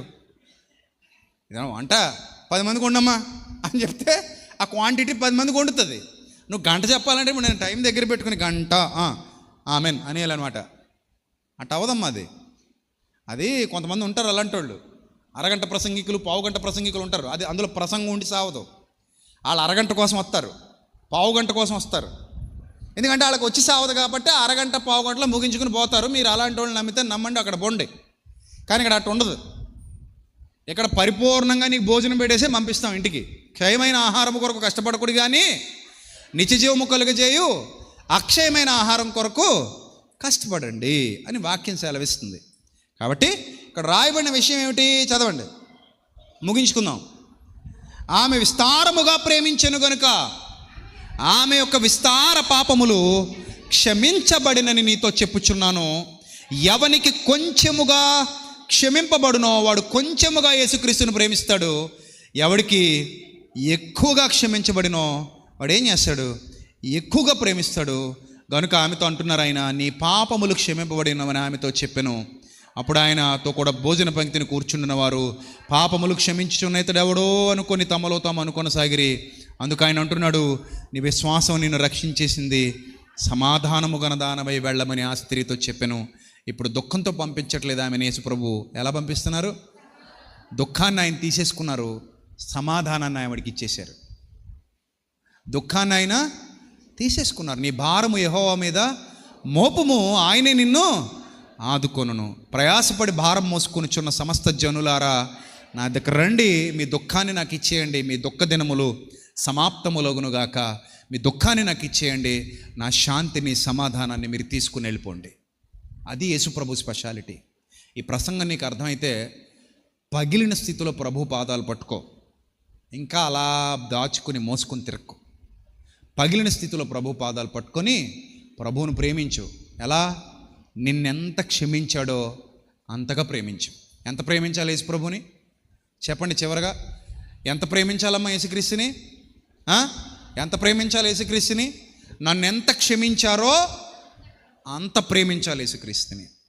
నన్ను ఎంతగా ఆయన క్షమించారో నేను అంతగా నా యేసు ప్రభువుని ప్రేమిస్తాను, నా యేసయ్యను ప్రేమిస్తాను. ఆ భావన నీలో ఉంటే నువ్వు నీ కోసం బతకవు, నువ్వు నీ కోసం జీవించవు, నువ్వు నీ కోసం ఆలోచించవు. నువ్వు ప్రభు కోసం బ్రతుకుతావు, ప్రభు కోసం జీవిస్తావు, ప్రభు పని చేస్తావు, ప్రభు మార్గాల్లో నడుస్తావు, ప్రభు పరిచర్యలో వాడబడతావు, ప్రభు చిత్తాన్ని జరిగించడానికి ప్రయాణాలు చేస్తావు, ప్రభు కోసం కదులుతావు, ప్రభు మహిమ కోసమే నీ శరీరాన్ని సజీవయాగంగా సమర్పిస్తావు. నీ ప్రాణము, నీ జీవము, నీ దేహము, నీ ధనము, నీకున్న సమస్తము ప్రభు పాదాల దగ్గర పెట్టేస్తావు. ప్రభువా నీ చిత్తమే సిద్ధించునుగాక అంటావు. అలాంటి ఒక నమ్మకస్తురాలైన యోధుడుగా, యోధురాలిగా నువ్వు నిలబడతావు. మరి అలాంటి స్థితికి చేరుకున్నావా? చేరుకుంటావా? వెళ్ళావా? వెళ్ళబోతున్నావా? ఉన్నావా? అసలు లేవా? ఎక్కడున్నావు? నిన్ను నువ్వే పరీక్షించుకో. నీ కన్నీళ్ళు యేసుప్రభు పాదాలను తాకుతూనే లేదో చూడు. నీ తల ఆయన పాదాల మీదకు వెళుతుందో లేదో చూడు. నీ పెదవులు ఆయన పాదాలను ముద్దాడుతున్నాయో లేదో చూడు. నీ అత్తరు అంటే నీకున్న విలువైనది ఆయన పాదాలకు పూస్తున్నావో లేదో చూడు. అక్కడ అత్తరంటే తన దగ్గర ఉన్న విలువైన వాటికి సాదృశ్యం. అంత ప్రేమించింది కాబట్టే విలువైనవి తెచ్చి ఎక్కడ పెట్టేసింది? యేసు పాదాలకు పూసింది. అంటే మనసులో ఏమీ లేదన్నమాట. ప్రభువా నీకు ఇవ్వడానికి నా దగ్గర ఏముందో అది నీ పాదాల ముందు పెడుతున్నాను. నీకివ్వడానికి నా దగ్గర ఏముందో అది తీసుకొచ్చి, అది విలువైనదే కావచ్చు, తీసుకొచ్చి ఎక్కడ పెడుతున్నాను ప్రభువా? నీ పాదాల దగ్గర పెడుతున్నాను. ఆ విలువైన అత్తర తీసుకొచ్చింది, ఆయన పాదాలకు పూసింది. ఆ రీతిగా యేసుక్రీస్తును గౌరవించింది ఆమె. ఇప్పుడు మనల్ని మనం పరీక్షించుకుందాం. ఏం గౌరవం చూపిస్తున్నాం యేసు ప్రభు పట్ల? ఏం గౌరవం చూపిస్తున్నాం? ఎంత గౌరవం చూపిస్తున్నాం? ఎంత ప్రేమ చూపిస్తున్నాం? దానిని బట్టి నీ విస్తార పాపములు ఏమవుతాయి? క్షమించబడతాయి. ఆమె విస్తారంగా ప్రేమించింది, ఆమె విస్తార పాపాలు ఏమయ్యాయి? క్షమించబడ్డాయి. ఒక్క మాట చెప్పనా, నువ్వు ప్రభుని ఎంత ప్రేమించి ఆయన పనిచేస్తావో అంత కృప నీకు లభిస్తుంది. చెప్పండి, మనం ప్రభుని ఎంత ప్రేమించి ఆయన పనిచేస్తామో అంత కృప మనకి లభిస్తుంది. అంత కృప పొందుకుంటావు, అంత కృప పొందుకుంటావు. కాబట్టి ఆయన పనికి సాకులు చెప్పకండి, వెనుదీయకండి. నాగటి మీద చెయ్యేసి వెనక్కి తిరిగి చూసేవాడు శాపగ్రస్తుడు. వద్దు, ముందుకే పోవాలి. అది నా ఒక్కడి బాధ్యత కాదు, మనందరి బాధ్యత, మనందరి బాధ్యత. అందుకే ప్రార్థించండి, పని చేయండి. ప్రార్థించండి, పని చేయండి. ప్రభువును విస్తారంగా ప్రేమించండి, ఎందుకంటే మీ విస్తార పాపాలు క్షమించబడ్డాయని గుర్తించండి. ఆయన యొక్క విస్తారమైన కృప మీ సొంతం చేసుకోండి. దేవుడట్టి ధన్యత మీకు, మీ కుటుంబాలకు అనుగ్రహించునుగాక. తలలు వంచండి, ప్రార్థన చేసుకుందాం. మహాపరిశుద్ధుడైన మా కన్న తండ్రి, మహోన్నతుడ, దయగల దేవ, కృపగల ప్రభువ, మీ పవిత్ర నామానికి స్తుతులు స్తోత్రాలు చెల్లిస్తున్నాం తండ్రి. మధ్యాహ్న కాల సమయంలో ఒక చక్కటి ప్రసంగం ద్వారా మా మనోనేత్రాలు వెలిగించినందుకు స్తోత్రం తండ్రి. నా ముందు కూర్చున్న నా అక్క చెల్లెమ్మలు, నా అన్నదమ్ములు, లైవ్లో వీక్షించిన నా అక్క చెల్లెమ్మలు, అన్నదమ్ములు, వారు ఎక్కడెక్కడున్నారో తండ్రి, వారందరి జీవితాల్లో గొప్ప వెలుగులు నింపండి ప్రభువా. ఈ పరిచర్య మీది, మీరే ఏర్పాటు చేసింది. ఈ పరిచర్య వెనుక మానవులు లేరు, మీరున్నారు తండ్రి. ప్రభువా, ఈ పరిచర్య ఇంకా విస్తరించినట్లు, అనేకుల హృదయాలు గెలుచుకున్నట్లు, అనేక మందిని సత్యంలో నడిపించినట్లు, మీ సత్యమునకు మేము విధేయులమగునట్లుగా అనేకులు విధేయులగునట్లు, మా విస్తార పాపములు క్షమింపబడిన రీతిగా మేము మిమ్మల్ని విస్తారముగా ప్రేమించినట్లు మమ్మల్ని సిద్ధపరచండి. ఏ హృదయం పగిలిందో, ఏ హృదయం గాయపడిందో, ఏ హృదయం మారు మనస్సు వైపు, పశ్చాత్తాపం వైపు అడుగులు వేస్తుందో, ఆ హృదయంలో నుంచి ప్రవహించే పవిత్రమైన కన్నీరు మీ పాదాల చెంతకు చేరాలి. వారు తల, వారి శిరస్సు మీ పాదాల ముందు మోకరించాలి ప్రభా. వారి యొక్క పెదవులు మీ పాదములను ముద్దు పెట్టుకోవాలి ప్రభా. వారి యొక్క విలువైన ఆ అత్తరు, ఆ కానుక, ఆ విలువైనది మీ పాదాల చెంత వినియోగింపబడాలి. అది మీకు ఘనత తీసుకొచ్చేలా ఉపయోగపడాలి, మీ ఘనత తీసుకొచ్చేలా ఆ కానుక వాడబడాలి. ఆ రీతిగా మమ్మల్ని అందరినీ వాడుకోండి తండ్రి. మా ద్వారా ఆత్మల రక్షణ జరుగునట్లు, మేము గొప్ప సాక్షులుగా మీ సన్నిధి కాంతిలో నిలబడినట్లు, మేము గొప్ప పరిచర్య మీ కొరకు జరిగించినట్లు, మా జీవితకాలం అంతయు మీ చిత్తమును జరిగించినట్లు, మాలో ఏ ఒక్కరిలో బద్ధకం, సోమరితనం లేకుండా ప్రభా, మీ కృపను గుర్తించలేని దౌర్భాగ్యపు మనస్తత్వం లేకుండా, తప్పించుకు తిరిగే నీచమైన మనస్తత్వం లేకుండా ప్రభా, దుష్టుడికి చోటిచ్చే అవిధేయత మాలో లేకుండా, మొదట మీ నీతిని, మొదట మీ రాజ్యాన్ని వెతకగలిగే మంచి మనస్సు మాకు దయచేయండి. మీ పనిలో యోధులుగా, నమ్మకస్తులుగా ముందుకు కదిలే ధన్యత మీ పిల్లలకు ప్రసాదించండి.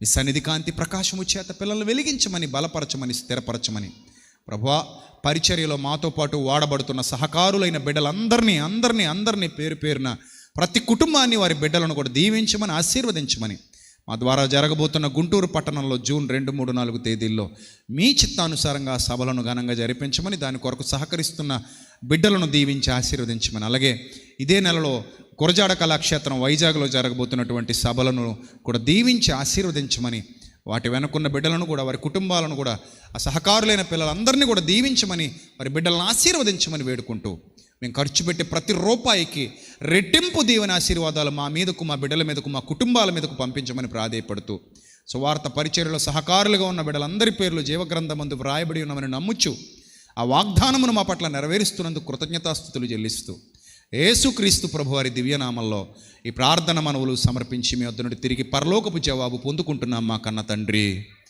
ఆమెన్. అందరికీ వందనాలు. May lord bless you all, love you all. దేవుడు మిమ్మల్ని, మీ కుటుంబాలని బహుగా దీవించి ఆశీర్వదించునుగాక. ఆమెన్. Thank you God.